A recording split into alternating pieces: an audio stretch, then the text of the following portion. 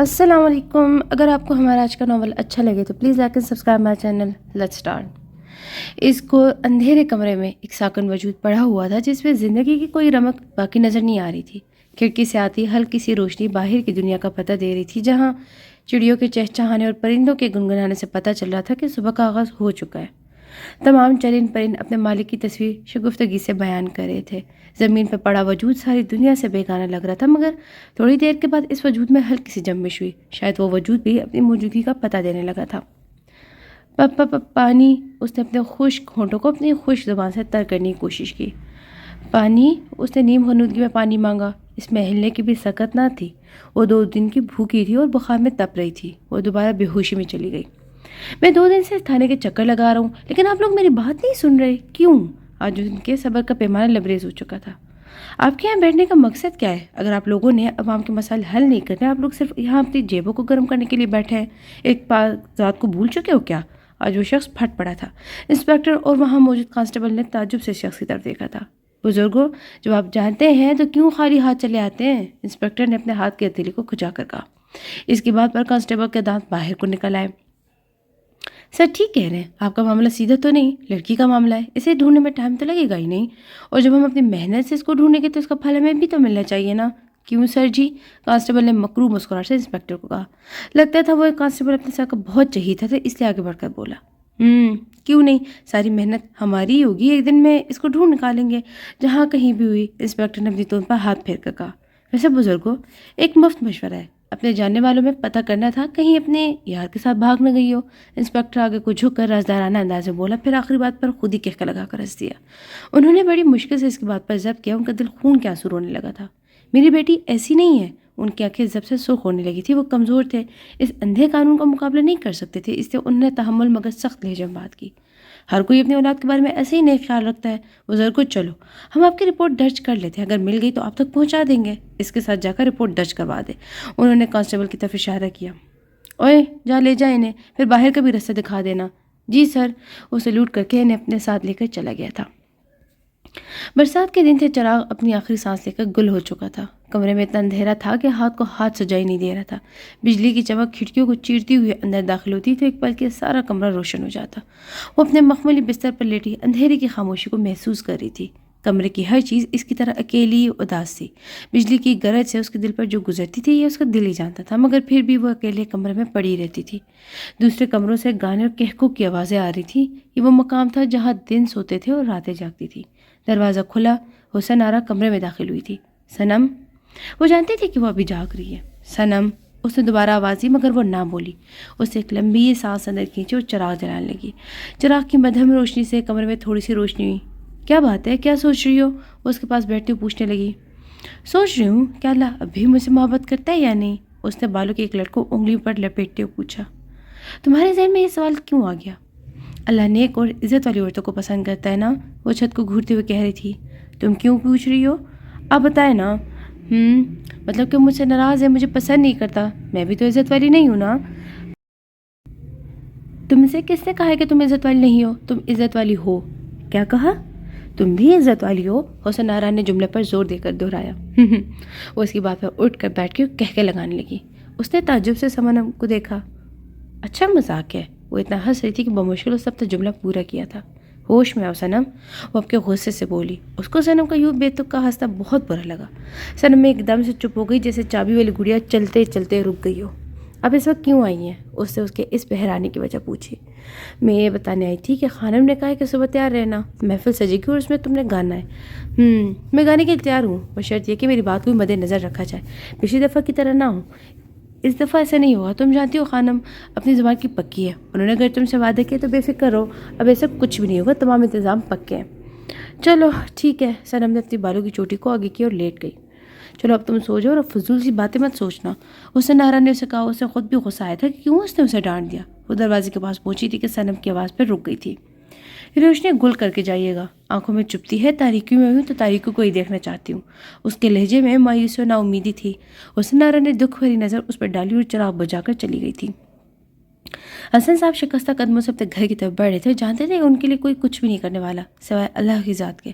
ان کو 2 دن ہو چکے تھے تھانے کے چکر لگاتے ہوئے، مگر وہاں ان کی سنوائی ہی نہیں ہو رہی تھی، اور اگر آج ان کی بات سنی بھی گئی تھی تو صرف سننے کی حد تک، عمل کرنے کے لیے نہیں۔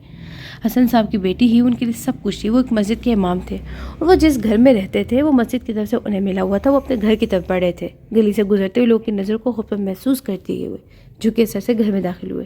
جلدی سے دروازہ بند کر کے اس کے ساتھ کمر ٹکا کر انہوں نے لمبا سانس لیا۔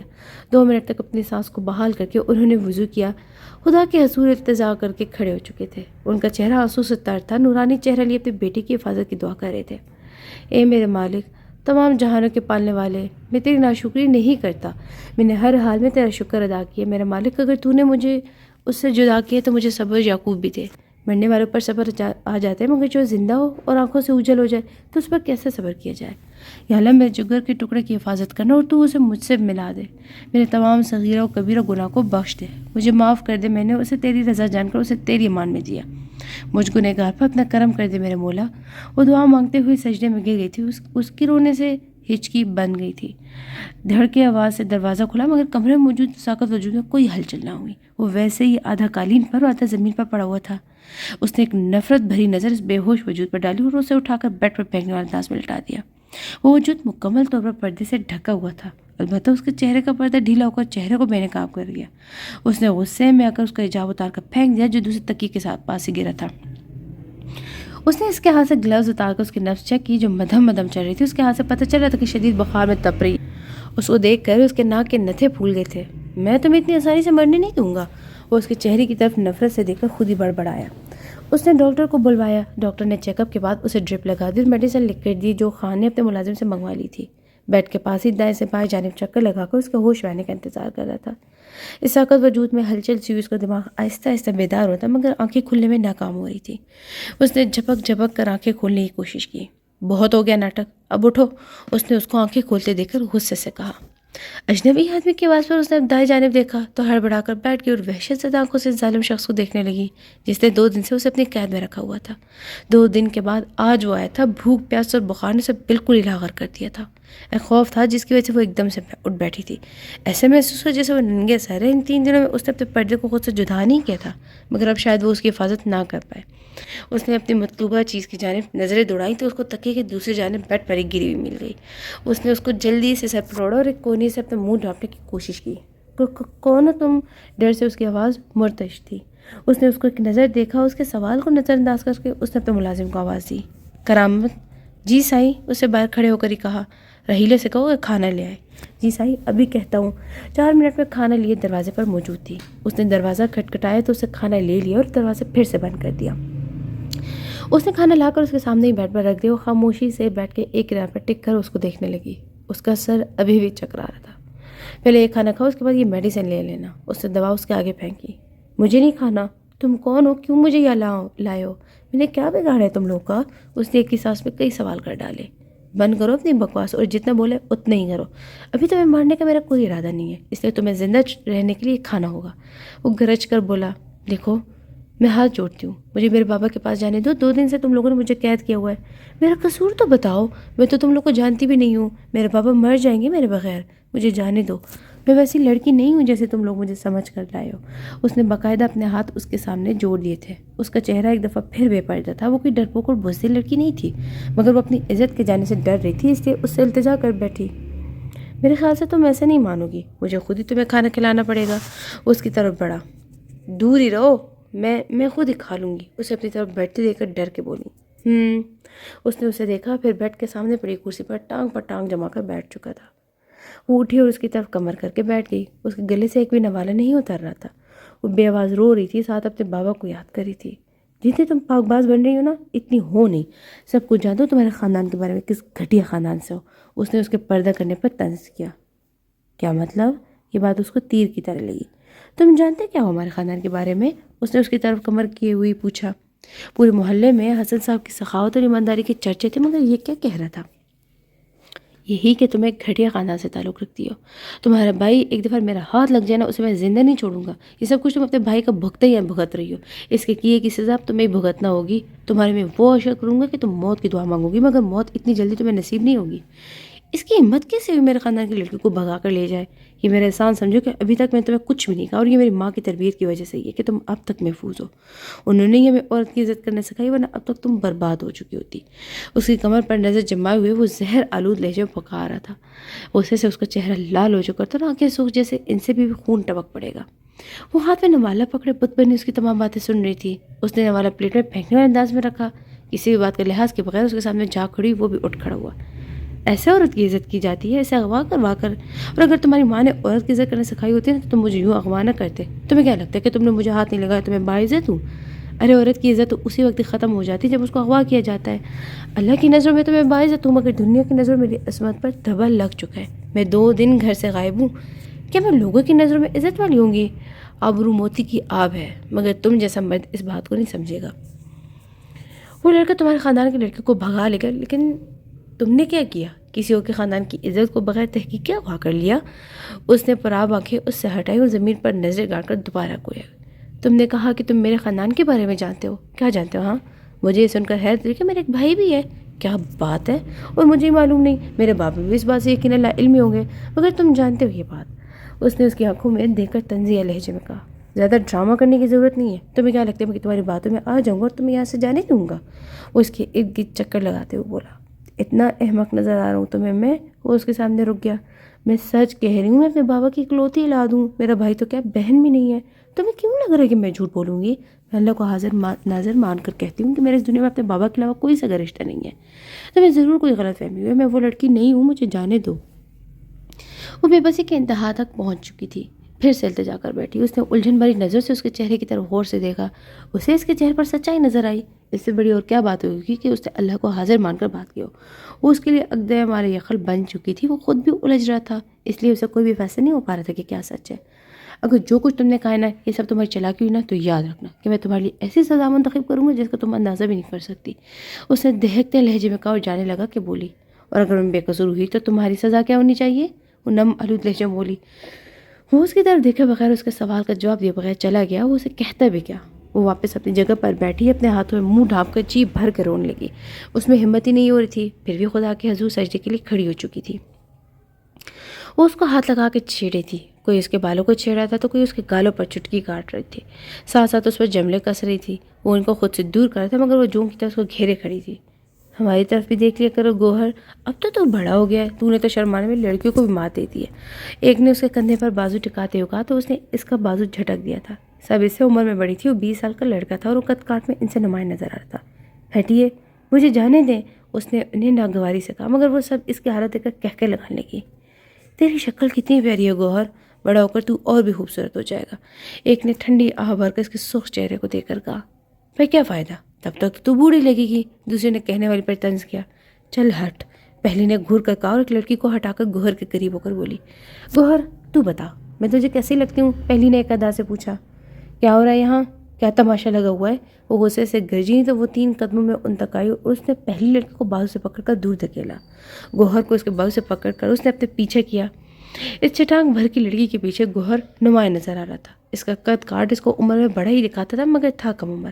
لو گوہر، آ گئی تمہاری محبوبہ، تمہیں ہم حسیناؤں سے بچانے۔ پہلی نے دل کی جلن نکالنے کو کہا تو سب ہنسنے لگی۔ بند کرو اپنی بکواس، صنم نے اس کے منہ پر تھپڑ مار دیا۔ سب ہکی بکی صنم کو دیکھ رہی تھی۔ وہ لڑکی بھی صنم پر جھپٹنے لگی کہ حسن آرا نے اسے پیچھے سے روک دیا۔ چندہ اپنی حد میں رہو، حسن آرا نے اس کا رخ اپنی طرف موڑ کر کہا۔ یہ جو تم پر نکال رہی ہو نا، خانم سے کہہ کر پر کٹوا بھی سکتی ہوں۔ تم کیا کرتی پھر رہی ہو؟ اگر اس کی بھنک خانم کو پڑ گئی تو اسے تمہیں اپنے بھیڑیوں کے آگے ڈال دینا ہے، اس لیے صنم سے ذرا تمیز کے دائرے میں رہ کر بات کیا کرو، سمجھ گئی؟ اس نے بات ختم کر کے اسے جھٹکے میں چھوڑیا، پیچھے لے کے ٹیبل سے ڈا ٹکرائی۔ تم لوگ بھی ذرا حد میں رہا کرو۔ حسن آرا نے اب کی دوسری لڑکی کی طرف مڑ کر ان کو وارن کیا اور ان دونوں کو اپنے پیچھے آنے کا اشارہ کیا۔ گوہر نے ایک سکھ کا سانس دیا اور ایک تشکر بھری نظر سے صنم کو دیکھ کر نظر جھکا گیا۔ وہ اس ماحول میں اگر کسی کی عزت کرتا تھا تو صرف آپا اور صنم کی۔ نکالو اسے یہاں سے، ہم ایسے شخص کو اپنے محلے میں بالکل بھی برداشت نہیں کریں گے، جسے اپنی بیٹی نہ سنبھالی گئی وہ مسجد کو کیسے سنبھالے گا، لوگوں کو کیا درس دے گا۔ بہت سے لوگ کی ملی جلی آوازوں کی باز گشت حسن صاحب کو پیچھے کر رہی تھی۔ وہ جھکے سر سے بس چلتے جا رہے تھے، کسی بھی طرح اس بھیڑ سے کہیں گم ہو جانا چاہتے تھے۔ تیز تیز چلتے جا رہے تھے اور نہیں جانتے تھے کہ اب ان کا مسکن کدھر ہوگا۔ بے خیالی میں 2-3 دفعہ انہیں ٹھوکریں بھی لگی تھیں۔ جو اپنی بیٹی کی اچھے سے تربیت نہ کر سکا دوسروں کو کیا درس دے گا؟ ہمیں ہمارے محلے میں ایسا گن نہیں چاہیے. ہماری بھی بیٹیاں یہ انہی لوگوں کی آوازیں تھیں جن کی خواہش تھی کہ حسن صاحب کی بیٹی ان کے گھر کی بہو بنے. یہ وہی لوگ تھے جن کا گھنٹوں حسن صاحب سے باتیں کر کے بھی دل نہیں بھرتا تھا. آج وہ لوگ کیسے بغیر تحقیق کے ان کے اور کی بیٹی کے بارے میں غلط بیانی کر رہے تھے. کیا وہ ان کی بیٹی کے بارے میں نہیں جانتے تھے؟ کیا اس کا بچپن سب کی آنکھوں کے سامنے نہیں گزرا تھا؟ وہ اس محلے میں ہی تو پل کر جوان ہوئی تھی، مگر ان لوگوں نے کیسے ایک پل میں اس کے بارے میں ہزاروں باتیں کر دی تھی. وہ بے خیالی میں گاڑی سے ٹکرا گئے. اوہ شٹ! اسی ایک دم سے بریک لگائی. وہ بھی گاڑی کو کنٹرول کرتے ہوئے پوری طرح سے ہل گیا تھا. تیزی سے گاڑی سے باہر نکلا. آپ ٹھیک ہیں؟ اس نے انہیں کندھوں سے تھام کر سیدھا کرتے ہوئے پوچھا. حسن صاحب نے سر اس بات میں لایا. I am sorry.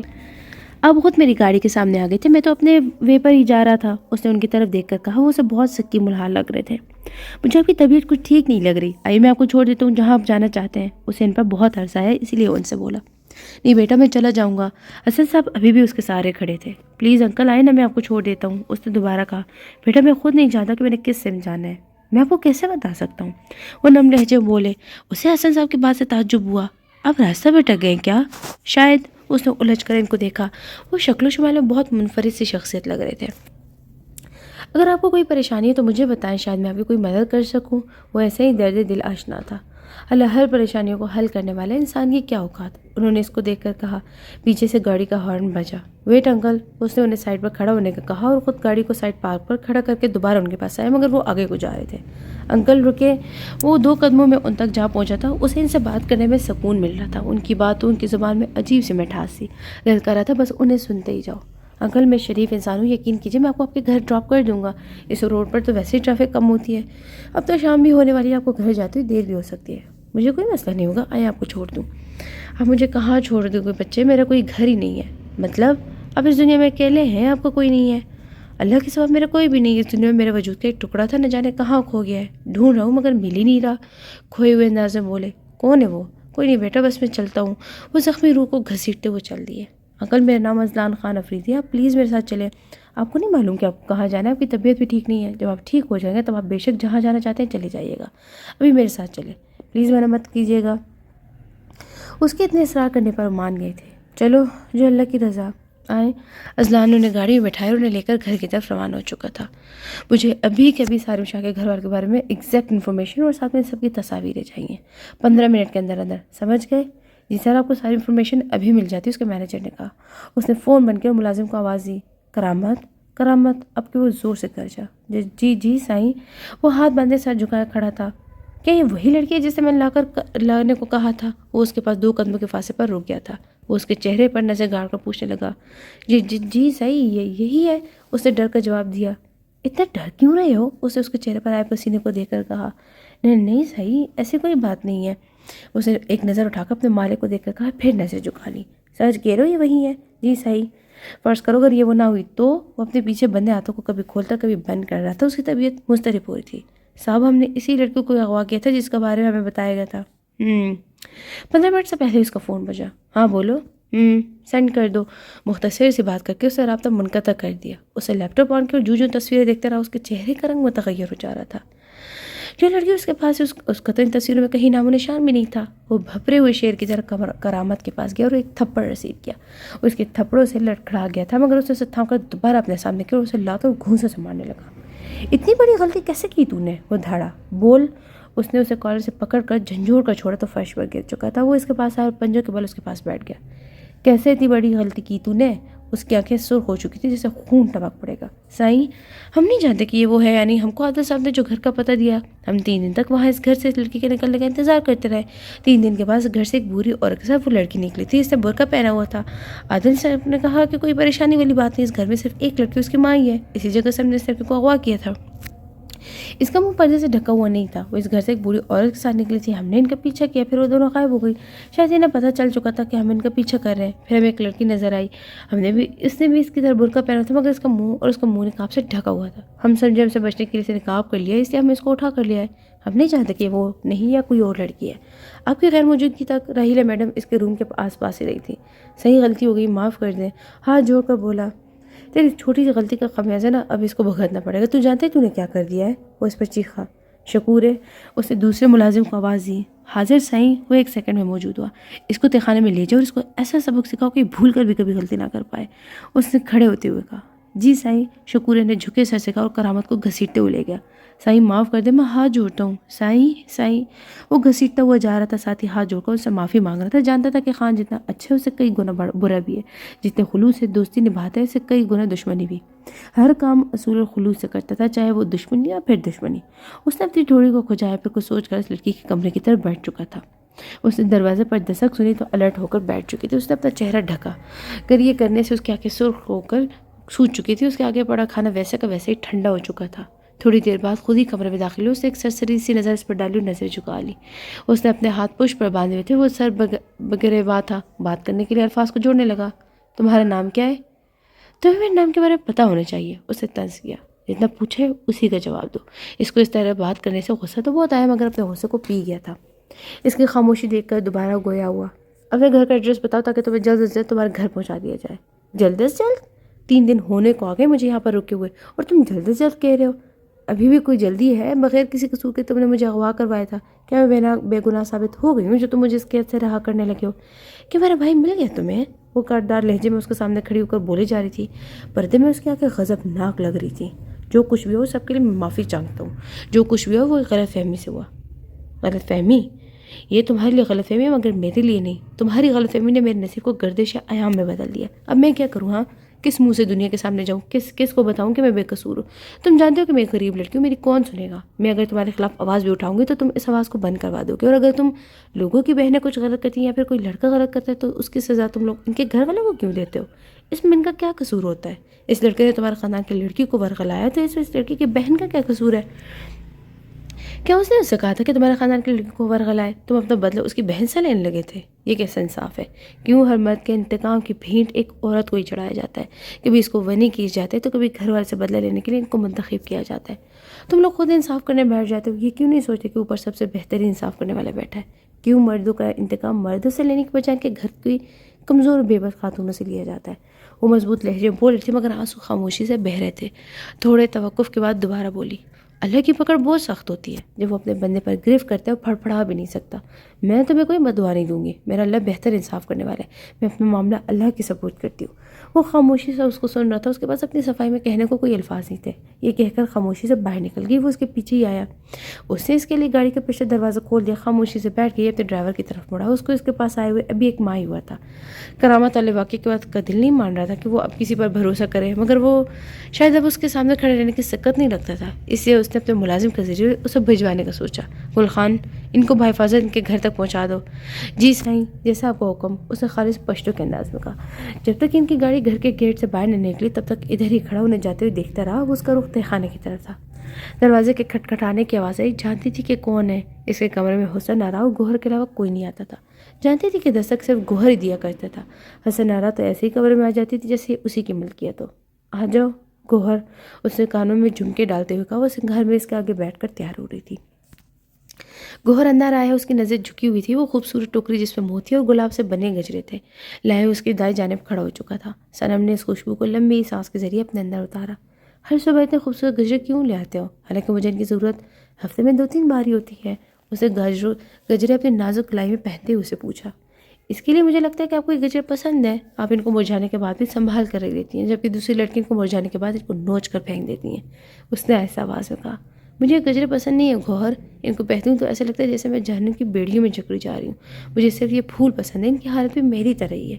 ان نازک پھولوں کو بھی تو ان کے دھاگوں کے ذریعے جکڑا جا رہا ہے نا، جیسے مجھے۔ صنم نے بالوں والے گجرے کو اپنے سامنے الٹا سیدھا کرتے ہوئے کہا۔ دیکھو نا، اب ان کو ان کی جڑ سے جدا کیا گیا، پھر ان کو بازار میں بیچا گیا، جس نے انہیں خریدا اس نے انہیں دھاگوں میں پرو دیا، پھر سے انہیں بیچ دیا اور آخر دوسرے کے پاس آ کر مرجھانے لگے۔ کتنی اذیت سے یہ گزرتے ہیں۔ اس کی آنکھ نم ہو چکی تھی۔ گوہر اس کی بات توجہ سے سن رہا تھا، اس کا اداس لہجہ محسوس کر سکتا تھا۔ یہ بالکل آپ کی طرح ہی ہے، گوہر نے اسے پھولوں سے تشبیہ دی۔ شاید، اس نے سر جھٹکا۔ کیا گوہر، باتوں میں لگا دے تو حسن آ گئی تو انہیں جلدی مچا دینی ہے۔ وہ جلدی سے گوہر میں بالوں میں پھولوں کی لڑیاں سجانے لگی، مگر وہ لگی نہیں رہی تھی۔ گوہر، ذرا یہ میرے بالوں میں لگا دینا، مجھ سے لگی نہیں رہی۔ اس نے دونوں ہاتھوں سے بالوں پر پھولوں کی لڑی لگاتے ہوئے کہا۔ جی وہ گوہر اس کی بات پر کنفیوز ہوا۔ میں حسن آرا آپا کو بھیج دیتا ہوں، وہ یہ کہہ کر جان لگا۔ صنم کو اس کی بات سے ہنسی آئی۔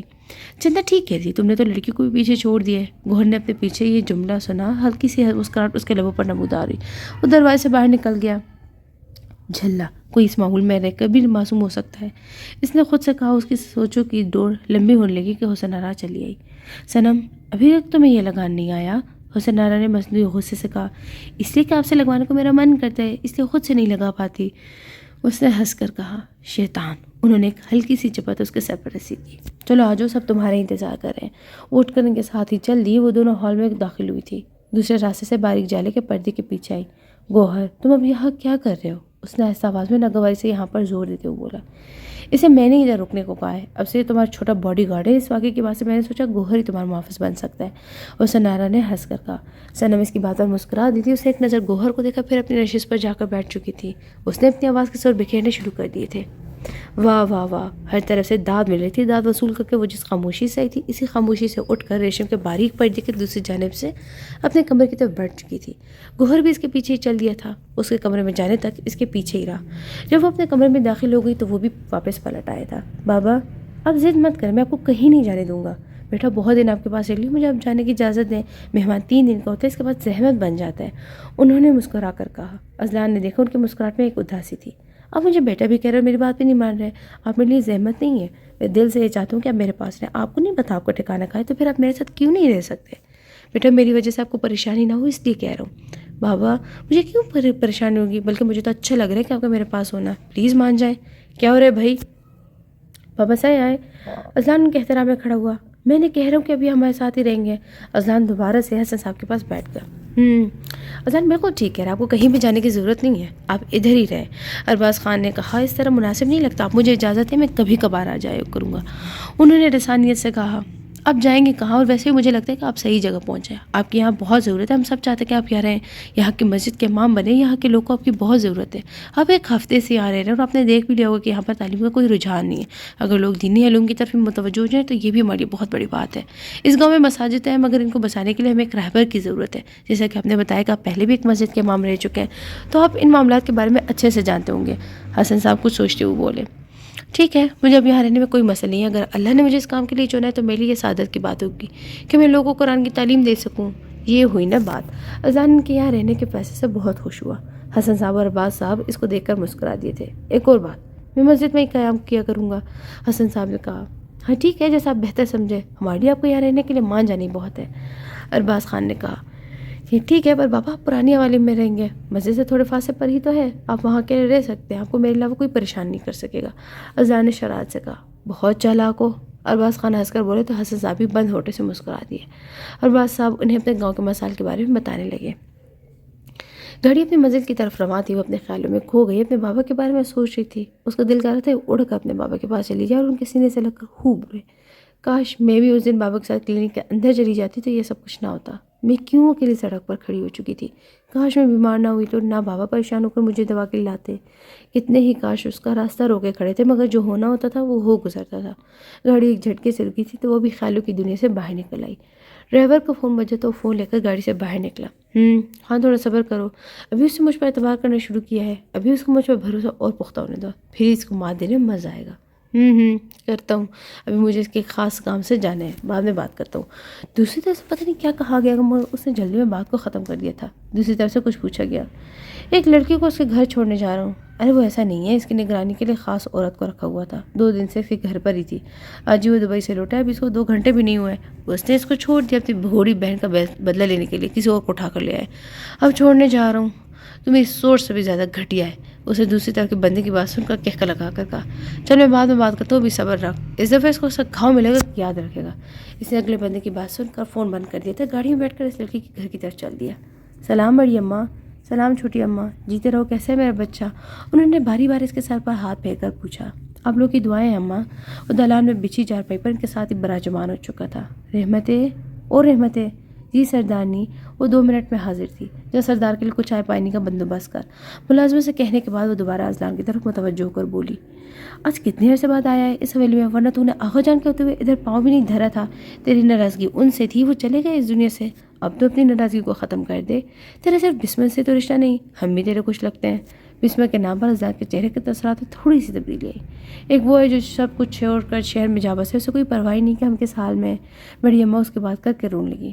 اماں آپ روئے مت، میں ہوں نا، میں ملا ہوں ان سے، لالا ٹھیک ہے، وہ آئیں گے گاؤں، آپ فکر مت کریں۔ اس نے انہیں کندھوں سے تھام کر دلاسا دیا۔ تم بھی اب شہر کے ہو کر رہ گئے ہو، کہیں تم نے بھی تو ادھر ہی ڈیرے ڈالنے کا سوچ نہیں لیا؟ ارے نہیں اماں جان، کچھ کام کے سلسلے میں آنا جانا ہو رہا ہے، آپ تو جانتی ہیں نا کہ اسکول بنوانے بچوں اور بچیوں کے لیے، ہم کب تک پسماندہ لوگ کہلائیں گے؟ اب ہمیں اس گاؤں کو بدلنا ہوگا، ان لوگوں کو پرانی سوچوں سے نکالنا ہوگا۔ اب زمانہ بدل چکا ہے اور ہم لوگ بھی اب تک جاگیرداری ان کی فرسودہ رسومات میں جکڑے ہوئے ہیں۔ اپنے سے کم حیثیت لوگ کو ہم جانور ہی تو سمجھتے ہیں، اب جب کہ سرداری ہماری سر ہے تو ہم کیوں نہ اپنا فرض احسن طریقے سے نبھائیں۔ میں ان فرسودہ رسومات کو ختم کرنا چاہتا ہوں، آغا جان کا ڈر ان لوگوں کے دلوں سے نکال دینا چاہتا ہوں، ان لوگوں کو بھی جینے کا حق ہے۔ اذان جذباتی انداز میں کہہ رہا تھا۔ اس کے خیالات جان کر ان لوگوں کو بہت خوشی ہوئی۔ شکر پاک پروردگار کا تمہاری یہ ظالم جاگیرداروں والی سوچ نہیں ہے، بڑی اماں نے کہا تو اذلان ہنسنے لگا۔ اماں مجھے آپ دونوں سے علیزہ اور پریشا کے بارے میں بات کرنی تھی۔ میرے بچے بول، بڑی اماں نے کہا۔ علیزہ اور پریشا کی عمر ہو چکی ہے، اب ان کا فرض ادا ہو جانا چاہیے۔ تم ٹھیک کہہ رہے ہو، مگر تم یہ بات اچھی طرح سے جانتے ہو کہ ان کا رشتہ خاندان والے باہر نہیں ہونے دیں گے، اور جو رشتہ خاندان میں موجود ہے وہ ان کی عمر سے کہیں بڑے ہیں۔ چھوٹی اماں نے اپنی سوتن کو دیکھ کر پریشانی سے کہا۔ اماں آپ بس ہاں کر دے، باقی میں سنبھالوں گا۔ کسی میں اتنی ہمت نہیں کہ ایک سردار کے فیصلے کو رد کر سکیں۔ وہ ہماری بیٹیاں ہیں، جہاں وہ خوش رہ سکیں، جہاں انہیں خوشیاں دے سکیں، ہمیں ان کے ساتھ ہی وداع کر دیں گے۔ اذلان نے حتمی فیصلہ کیا۔ وہ تو ٹھیک ہے، مگر سردار خان جو کچھ امینہ نے کیا، اب وہ کبھی بھی اپنی بہنوں پر بھروسہ نہیں کرے گا۔ میں جانتی ہوں آغا جان کا پرت ہے، وہ نہیں مانے گا، بڑی اماں نے کہا۔ میں نے ان سے بات کر لی، اسے کوئی اعتراض نہیں ہے، اسے کہا جو رشتہ مناسب لگے ان کے ساتھ انہیں رخصت کر دو۔ اذلان کچھ رد و بدل سے بولا۔ وہ یہ بات چھپا گیا تھا کہ واقعی میں اس کے ایک بہن کی وجہ سے دوسری بہنوں سے اعتبار اٹھ چکا تھا۔ ٹھیک ہے، جیسے تم مناسب سمجھو وہی کرو، ہم تو یہی چاہتے کہ ہماری بیٹی کو ہماری طرح زندگی نہ گزارنی پڑے۔ اب جو بھی کرنا ہے تم نہیں کرنا ہے، جس کا یہ فرض ہے وہ تو سب سے منہ موڑے شہر میں جا بسا ہے، بڑی اماں نے کہا۔ اماں آپ فکر نہ کرے، وہ آ جائے گا، اس نے دلاسا دیا تھا۔ دروازے کے کھٹکھٹانے کی آواز پر راکنگ چیئر کی حرکت تھمی، وہ اپنے خیالات سے باہر نکلا۔ وہ چاہ کر بھی ان چہروں کو نہیں بھول پا رہا تھا، وہ اتنی خوبصورت بھی نہیں تھی، مگر اس کے غصے والے نقش دماغ کی سلیٹ پر اپنے نشان چھوڑ گئے تھے۔ آ جاؤ، اس نے سگریٹ کو ایشٹرے میں مسل کر کہا۔ سائیں، شکور نے ہاتھ باندھے سر جھکایا، اسے مخاطب کیا۔ گل خان کا کچھ پتہ چلا کدھر مر گیا ہے؟ نہیں سائیں، ابھی کچھ نہیں پتہ چل سکا اس کا۔ تم لوگ کر کیا رہے ہو؟ ایک دن دے رہا ہوں تم لوگوں کو، گل خان کو ڈھونڈو، اس لڑکی کی رہائش کا پتہ لگاؤ، ہم اس کے گھر والوں سے ملنا چاہتے ہیں، وہ غصے سے بولا۔ جی سائیں، رہائش کا پتہ مجھے 1 گھنٹے میں چاہیے، سمجھ گئے؟ سردار خان نے اسے تنبیہ دی۔ جاؤ آپ، اس نے کرسی کی سر سے پشت ٹیک لگا دیا تھا۔ وہ زمین پر بیٹھی پاؤں میں چبھے کانٹے کو نکالنے کی کوشش کر رہی تھی، درد کی وجہ سے آنکھوں میں نمی سے آ گئی تھی۔ سفید کفے پاؤں ان کا ننھا سا قطرہ امڑ آیا تھا۔ اب یہاں کیا کر رہی ہیں؟ سفید سوٹ میں براؤن شال کندھوں پر اوڑے وہ اپنی پوری آن بان شان کے ساتھ اس کے سامنے کھڑا تھا۔ اس نے سر اٹھا کر اوپر دیکھا، سامنے سردار اذلان خان چہرے پر سنجیدگی تعریف کھڑا تھا۔ اس نے سرسبز و شاداب باغ میں نظریں دوڑائیں، تھوڑے سے فاصلے پر مزارے سب موسمی پھلوں کے علیحدہ سے ڈھیر لگا رہے تھے، سب اپنے کام میں مصروف تھے۔ اذلان اس کے کام کو ہی دیکھنے آیا تھا۔ اس نے سندھی چادر کے ایک پلو سے اپنے چہرے کو ڈھک کر دوبارہ سے اپنے پاؤں میں چھپے کانٹے کو نکالنے کی کوشش کی۔ وہ خاموش کھڑا اس کی کارروائی دیکھ رہا تھا۔ جب ان سے نہ نکلا تو خود آگے بڑھا اور پنجوں کے بل بیٹھ کر اس کے پاؤں کو اپنے ہاتھ کی گرفت میں لینا چاہا، مگر اس نے اس کا ہاتھ جھٹک دیا تھا۔ اذلان نے اس کو دیکھا، وہ غصے سے اسے ہی دیکھ رہی تھی۔ اذلان نے پھر سے اس کے پاؤں پکڑنا چاہا، مگر اس دفعہ بھی اس نے اس کا ہاتھ جھٹک دیا۔ غصے سے درد کو برداشت کرتے اسے خود ہی ایک جھٹکے سے اس کانٹے کو نکال دیا۔ اس نے اپنے پاؤں میں کھوسا پہنا اور کھڑی ہو گئی۔ جب آپ کو یہاں آنے کا دل کرتا ہے تو بڑی اماں یا چھوٹی اماں کو ساتھ لایا کیجیے گا، اکیلے مت آیا کریں۔ تم ہوتے کون ہو مجھ پر پابندیاں لگانے والے؟ اسے بے خوفی سے اس کی طرف دیکھ کر کہا۔ آپ شاید بھول گئی کہ آپ کس سے بات کر رہی ہیں۔ جانتی ہوں اس گاؤں کا سردار سے، مگر میں تمہاری رعایا نہیں ہوں جو تمہاری جی حضوری کرے۔ آپ میری رعایا نہیں ہیں بلکہ میرے گھر کی عزت ہے، میری رعایا کو بھی آپ کی طرح ہی ہونا چاہیے، نڈر اور بے خوف۔ یہ کمزور لوگ میری رعایا ہو بھی نہیں سکتے۔ خیر، آئندہ میں آپ کو اکیلے یہاں آتے ہوئے نہ دیکھوں، اسے ارد گرد دیکھتے ہوئے کہا۔ وہ کوئی بھی جواب دیے بغیر چل دی تھی۔ بڑا آیا مجھ پر حکم چلانے والا۔ اس کی بڑبڑاہٹ سن کر ایک پل کے لیے اس کے چہرے پر مسکراہٹ ہی، مگر دوسرے پل میں سکڑ گئی تھی۔ جب تک وہ بڑی حویلی کے اندر داخل نہ ہو گئی تب تک وہ اس کے پیچھے ہی آ رہا تھا۔ باغ کا فاصلہ دونوں حویلی سے چند قدموں کا تھا۔ ہاں دل، جو بندے سارم شاہ کے گھر کا پہرے دے تھے انہیں وہاں سے ہٹا دو، اس نے اپنے مینیجر کو فون پر کہا۔ اس کے تمام معاملات کے بارے میں وہ خود باخبر رہتا تھا۔ ٹھیک ہے، اسے شکریہ کہتے دیکھ کر اپنی بات جلدی سے مکمل کی۔ میں تم سے بعد میں بات کرتا ہوں، اسے کہہ کر فون بند کر دیا تھا۔ کہو کیا خبر لائے ہو؟ خان نے اس لڑکی کے گھر کا پتہ مل چکا ہے۔ یہ خبر سن کر اس کے چہرے پر سکون سا ہے۔ اس لڑکی کے بارے میں جان کر کہ وہ اس کے ساتھ انجانے میں زیادتی کر چکا ہے، اب اس کا ازالہ کرنا چاہتا تھا۔ گل خان کا کچھ پتہ چلا؟ اس نے صوفے پر بیٹھتے دوسرا سوال پوچھا۔ نہیں سائیں، ابھی اس کو کچھ نہیں پتہ چلا، اسے ڈرتے ہوئے کہا۔ چلو کب تک نہیں ملے گا آخر۔ خان کے غصہ نہ کرنے پر اسے سکھ کا سانس دیا۔ وہ سب سے زیادہ خان سے ڈرتا تھا، وہ تھا بھی وفادار۔ تم ایسا کرو، گاڑی نکالو، ہم ابھی اس لڑکی کے گھر جا رہے ہیں۔ جو حکم صحیح. شکور چلا گیا. گاڑی میں بیٹھتے ہوئے اس لڑکی کے بارے میں سوچ رہا تھا. اس کا فون کا بزر بجا. اس نے فون دیکھا تو اذان کا تھا. لالا کیسے ہو؟ میں ٹھیک ہوں. تم کیسے ہو؟ گھر والے کیسے ہیں؟ میں بھی ٹھیک ہوں. البتہ چھوٹی امی اور بڑی امی تمہیں بہت یاد کرتی ہیں. حویلی کب آ رہے ہو؟ ایک کام سے جا رہا ہوں, وہ ہو گیا تو سیدھا گاؤں ہی آؤں گا. سچ لالا تم آ رہے ہو؟ اذان خوش ہو گیا. ابھی کچھ نہیں کہہ سکتا لیکن کوشش کروں گا. کہیں میری بھابھی کے ساتھ ڈیٹ پر تو نہیں جا رہے؟ اذان نے شرارت سے کہا. نہیں ایسی کوئی بات نہیں ہے. اذان کے بعد پر اس کا کہہ کر نکل گیا تھا. لالا میں بہت یاد کرتی ہوں آپ کو. ایک چکر تو لگا لو, ان کے دل کو سکون مل جائے گا. ہاں آ جاؤں گا, تو فکر مت کر. اس نے ایک دم سنجیدہ ہو کر کہا. ٹھیک ہے بعد میں بات کرتے ہیں. ٹھیک ہے لالا اپنا دھیان رکھنا. اذان نے کہہ کر فون بند کر دیا تھا. گوہر یہ خون کیسے بہ رہا ہے تمہارے ماتھے سے؟ کیا ہوا؟ صنم نے پریشانی سے پوچھا اور ساتھ ہی اپنے باریک ریشمی دوپٹے سے اس کے ماتھے سے بہنے والے خون کو روکنے کی ناکام کوشش کی. وہ خانم کے گھر سے کمرے سے نکل رہی تھی. سامنے سے آتے گوہر کو دیکھ کر جس کے ہونٹ کی ایک طرف سے ماتھے سے خون بہ رہا تھا اس کی جانب بڑھی. بول کیوں نہیں رہے تم؟ اس نے ہال میں بیچے خانم کے تخت پر اس کو بٹھا دیا تھا. آپا آپا. اس نے حسن آرا کو زوردار آواز دے کر بلایا. وہ اس کے بعد پر خانم کے کمرے سے نکلی. کیا ہوا؟ گوہر کو دیکھ کر اس کا سوال نامکمل رہ کر کہ گوہر کی حالت دیکھ چکی تھی. اوئے چھوٹے, کس نے کی تیری یہ حالت؟ اسے کڑے تیوروں سے پوچھا. وہ چپ ہی رہا. صنم کا دوپٹہ ابھی بھی اس کے ماتھے پر دھرا ہوا تھا. اب بول بھی, گونگے کا گڑ کھا کے بیٹھا ہے کیا؟ یہ چند لوگوں نے کیا کیا؟ اسے دوبارہ سوال کیا. اس کے نام بولنے پر حسن آرا نے صنم کا ہاتھ ہٹا کر اس کے زخم پر اپنے انگوٹھے کا دباؤ ڈال کر کہا. اب بول. در سے اس کی ہلکی سی سسکی نکلی. جب اسے دیکھا کہ حسن آرا بات جانے بغیر ہاتھ نہیں ہٹائے گی تو بول پڑا. وہ کل فروش سے لڑائی ہو گئی. کس بات سے؟ حسن آرا نے ہاتھ اس کے زخم سے ہٹا کر پوچھا. مجھ سے آپ دونوں کے بارے میں کوئی بھی گھٹیا بات برداشت نہیں ہوتی. وہ صنم آپا کے بارے میں بکواس کر رہا تھا تو مجھے غصہ آ گیا. میں نے اس کو مکہ مار دیا. وہاں پر اس کے 2-3 یار بھی تھے, وہ بھی اس کے ساتھ مل گئے اور مجھے مارنے لگے. اسے ایک نظر حسن آرا پر ڈالی. اس حرام خور کی اتنی ہمت, اس کا ادھر سے ٹھکانا ختم کرواتی ہوں. حرامی, ہمارے بارے میں بری باتیں کرتا ہے. اپنی بیوی بچوں کا پیٹ بھرنے کے لیے ادھر سے کما کر لے کے جاتے ہیں. گھٹیا انسان, خود کو بہت بکواس سمجھتے ہیں. بغیرت لوگ. یہاں پر جتنے بھی دکانیں ڈالے بیٹھے ہیں, اگر ہم لوگ یہاں پر ٹھکان نہ کرتے لوگ پر کوئی تھوکے بھی نہ. حسن آرا نے نفرت سے تھوکتے ہوئے کہا. اور تو غور سے سن, اپنی غیرت کو ختم کر دے. یہاں پر تجھے بغیرت بن کر ہی رہنا پڑے گا. بچپن سے تو یہ سب دیکھتا آ رہا ہے. یہاں پر کوئی غیرت مند مرد نہیں بستا اور نہ آتا ہے. سب کے سب بے ضمیر اور مردہ انسان آتے ہیں. کس کس کی زبان بند کرواؤ گے؟ حسن آرا دل کے بڑھا سے گاڑی تھی. آج پہلی بار سنم نے اس کو نفرت سے بولتے ہوئے دیکھا تھا. تو ان کی باتوں پر دھیان مت دیا کر. بس تو اب یہ بات یاد رکھ کہ تو طوائف کا بیٹا ہے, ایک بغیرت کا بیٹا. تجھ پر یہ غیرت والی باتیں جشن نہیں ہے. تو ایسی باتیں کرتے نا, اس لیے سب تجھ پر ایسے تجھے پاگل سمجھتے ہیں. آپا کیسی بات اس کو سکھا رہی ہو؟ صنم آگے بڑھ کر بولی. میں خود سے باتیں نہیں کر رہی, جو سچائی ہے وہی اس کو بتا رہی ہوں. جتنی جلدی یہ سمجھ جائے اس کے لیے اتنا ہی اچھا ہے. گوہر کا اپنا گھٹیا والا سن کر دماغ پاگل ہونے لگا. تو وہ غصے سے اٹھ کر جانے لگا. اس کا دل کیا کہ وہ کسی ویرانے میں چلا جائے جہاں کوئی اس کے بارے میں نہ جانتا ہو کہ وہ کون ہے. وہ چل پڑا. حسن آرا نے اسے بازو سے پکڑ کر روکا. اسے محسوس ہو رہا تھا کہ کچھ زیادہ ہی بول گئی تھی. ایسے کیسے جا رہے ہو؟ خون بہ رہا ہے, مرہم لگوا لو. مجھے مرہم کی نہیں, زہر کی ضرورت ہے. وہ نفرت سے بولا اور اپنا بازو اس کی گرفت سے چھڑوا کر چلا گیا تھا. گھر ڈھونڈنے میں سے کوئی دشواری نہیں ہوئی تھی کیونکہ سب مولوی صاحب کے بارے میں جانتے تھے. ان سے پوچھ کر مطلوبہ پتے پر پہنچ چکا تھا. اس نے سیاہ رنگ کے دروازے کو دیکھا جو کافی پرانا لگ رہا تھا. اسے دروازے پر دستک دی. جی مجھے مولوی حسن صاحب سے ملنا ہے. دروازہ کھولنے والے نے اسے سر سے لے کر پاؤں تک دیکھا. جی وہ تو اب یہاں نہیں رہتے. ان کی جگہ مسجد کے مور میں دیکھتا ہوں. آپ کوئی مسئلہ تو مجھے بتا دے. اسے ان کی بات سے شدید جھٹکا لگا. وہ تو یہ اپنی غلطی کا ازالہ کرنے آیا تھا. وہ اس دنیا کا حصہ تھا, جانتا تھا کہ یہ معاشرہ اس کے ساتھ کیا سلوک کرنے والا تھا, اسی طرح جو اس کو اپنانے آیا تھا. کیا آپ کو معلوم ہے اب ان کے رہائش کہاں ہے؟ اس نے پریشانی سے پوچھا. خدا معلوم کہاں ہے. وہ سنا تھا ان کی لڑکی اغوا ہو گئی تھی. کچھ لوگ کہہ رہے ہیں کہ گھر سے بھاگی ہے. یہ تو خدا بہتر جانتا ہے, پر اس محلے والوں نے ذلیل کر کے اس محلے سے نکال دیا. ان کا سارا گھر کا سامان بھی ادھر ہی پڑا ہوا ہے. سنا انہوں نے تھانوں میں بھی کافی چکر لگائے مگر ان کی سنوائی نہیں ہوئی. اب پتہ نہیں ان کو ایک بیٹی ملی ہے یا نہیں. اس نے اپنے ماتھے کو مسلا. ان کی بیٹی کو تو 3 دن پہلے نہیں آ گئی تھی. اسے قریب کر پوچھا. کہاں بھائی, مولوی صاحب کو تو یہاں سے نکالی ہوئی 5 دن ہو چکے ہیں. اسی دن سے ہم یہاں رہ رہے ہیں. اگر وہ لڑکی آتی تو یہاں ہی ہوتی. اس کے چہرے پہ ایک رنگ آ رہا تھا اور ایک جا رہا تھا. آپ ان کے کوئی رشتہ دار ہیں؟ میں چلتا ہوں شکریہ. اس کی بات کا جواب دیے بغیر کہا اور چل دیا. وہ بڑے بڑے قدم اٹھا تو اپنی گاڑی کی طرف آیا. اس کو اپنا سانس رکتا ہوا محسوس ہوا. گاڑی کے دروازے سے سر ٹکا کر لمبے سانس لینے لگا. خان آپ ٹھیک تو ہیں؟ شکوری نے اس کو لمبا سانس لیتے ہوئے دیکھ کر پوچھا. ہاں چلو. وہ جلدی سے گاڑی میں بیٹھ چکا تھا. اس کی حالت ابتر ہو رہی تھی. اسے خود بھی سمجھ نہیں آتی کہ اس کے ساتھ ہو کیا رہا ہے. کیوں اس لڑکی کو اتنا سر پر سوار کرنے لگا ہے. اسلام تو جا بڑے خان کے پاس اور پھر مجھے ان کے پاس لے چل. کب تک وہ یہاں نہیں آئے گا؟ بڑی اماں اذان کے پاس بیٹھی ہوئی تھی۔ علیزہ اور پریشا کو کیا وہ ایسے ہی رخصت کر دے گا؟ ایک کی غلطی کی سزا وہ اب ان سب معصوموں کو دے گا؟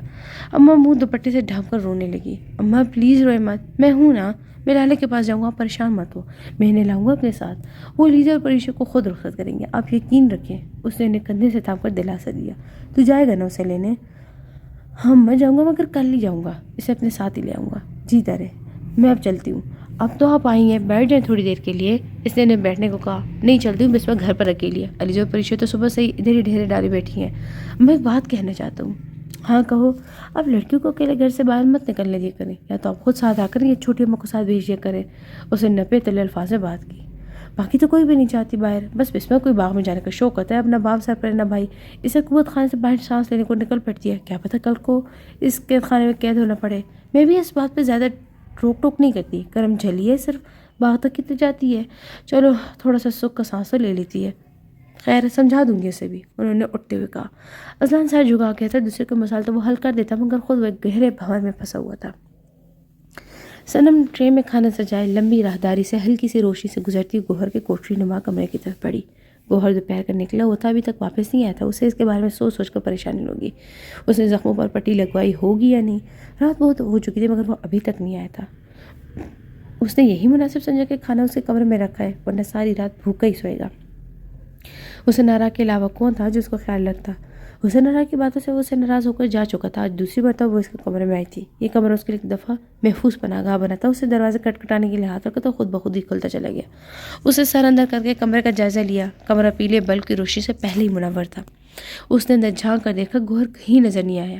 اس نے اندر قدم رکھا، کمرے میں ایک چھوٹا سا زمین پر گدا پڑا ہوا تھا، ایک ٹیبل جس پر کتابیں بکھری پڑی تھیں، ان پر اب گرد پڑ چکی تھی جن کی وجہ سے بہت گندی لگ رہی تھی۔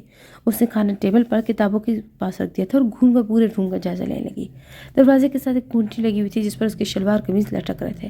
صنم کو حیرت ہو رہی تھی کہ خانم نے تمام نوچیوں گائک کو اور خادمہ کو تو خوبصورت کم دی ہوئے، مگر اپنے نواسے کے لیے اچھا کمرہ میں میسر نہ تھا۔ سگی خالہ ہونے کے ناطے حسن آرا ہی اس کا خیال رکھتی تھی، وہ اس کا خالہ ہی بلکہ دوسروں کی دیکھا دیکھی آپا ہی کہتا تھا۔ دھڑلے سے دروازہ کھلا، صنم نے ڈر کر دروازے کی طرف دیکھا۔ گوہر لڑکھڑاتا وہ اندر داخل ہوا، اس کے ڈگمگاتے قدم کچھ اور قصہ سنا رہے تھے۔ صنم نے اس کو اس حالت میں دیکھ کر اپنے منہ پر ہاتھ رکھ لیا، اس کی آنکھیں حیرت کی زیادتی سے پھٹ گئے تھے۔ گوہر خود کو سنبھال نہیں پا رہا تھا، اس نے اپنے کمرے میں ایک وجود کو محسوس کیا مگر اس کا عکس گھوم رہا تھا، اس سے اسے پہچاننا مشکل ہوئی۔ وہ ایک قدم اس کے جانب بڑھ کر اس کے قدموں میں گر چکا تھا، اس کے گرنے پر صنم ایک قدم ہی نہ ہلی۔ وہ کھڑی برس اس کے گرے ہوئے وجود کو دیکھ رہی تھی، اس نے اس کو ایسے ہی پڑے رہنے دیا، غصے سے اس کے اوپر سے پھنا کر حسن آرا کے کمرے میں چلی گئی۔ دھڑکی آواز پر دروازہ کھلا، وہ اپنے بستر سے ڈر کر اٹھ بیٹھی۔ صنم تم اس وقت؟ اس نے استفہامی انداز میں پوچھا۔ کیوں کیا آپ نے اس سے ایسی باتیں؟ وہ آپ کی باتوں کو نہیں سہ پا رہا، اس کی حالت جا کر دیکھے۔ صنم اس کے کمرے میں آ کر پھٹ چکی تھی۔ کس کی بات کر رہی ہو؟ گوہر کے علاوہ اور میں کسے جانتی ہوں؟ گوہر؟ کیا ہوا اسے؟ کہاں تھا وہ؟ آ گیا؟ بستر سے اٹھ کھڑی ہوئی، خود ہی جا کر اس کال کوٹری میں دیکھ لو۔ اسے لگ رہا تھا جیسے کچھ غلط ہوا، اسی صنم اتنے غصے سے بات کر رہی ہیں۔ اس کے بعد پر حسن آرا جوتے دوپٹے کے بغیر اس کے کمرے کی طرف بھاگی۔ صنم البتہ اس کے پیچھے نہیں گئی تھی۔ ہائے ربا! حسن آرا نے جو ہی قدم اندر رکھا، اس کو اس حالت میں دیکھ کر تڑپ اٹھی تھی۔ یہ میں نے کیا کر دیا؟ گوہر! اس نے اس کو ہلایا مگر بے سود پڑا ہوا تھا، اس نے خود ہی اس کو گھسیٹ کر اس کے بستر پر منتقل کیا۔ اس نے پانی میں لیموں کا رس گھول کر چمچ کے ذریعے اس کے منہ میں ڈالا تاکہ اس کی حالت صبح تک نارمل ہو سکے۔ اس نے سب کو الرٹ کر دیا تھا، اسے ہر حال میں اسے ڈھونڈنا تھا۔ ابھی بھی فون پر کسی کو سمجھا رہا تھا۔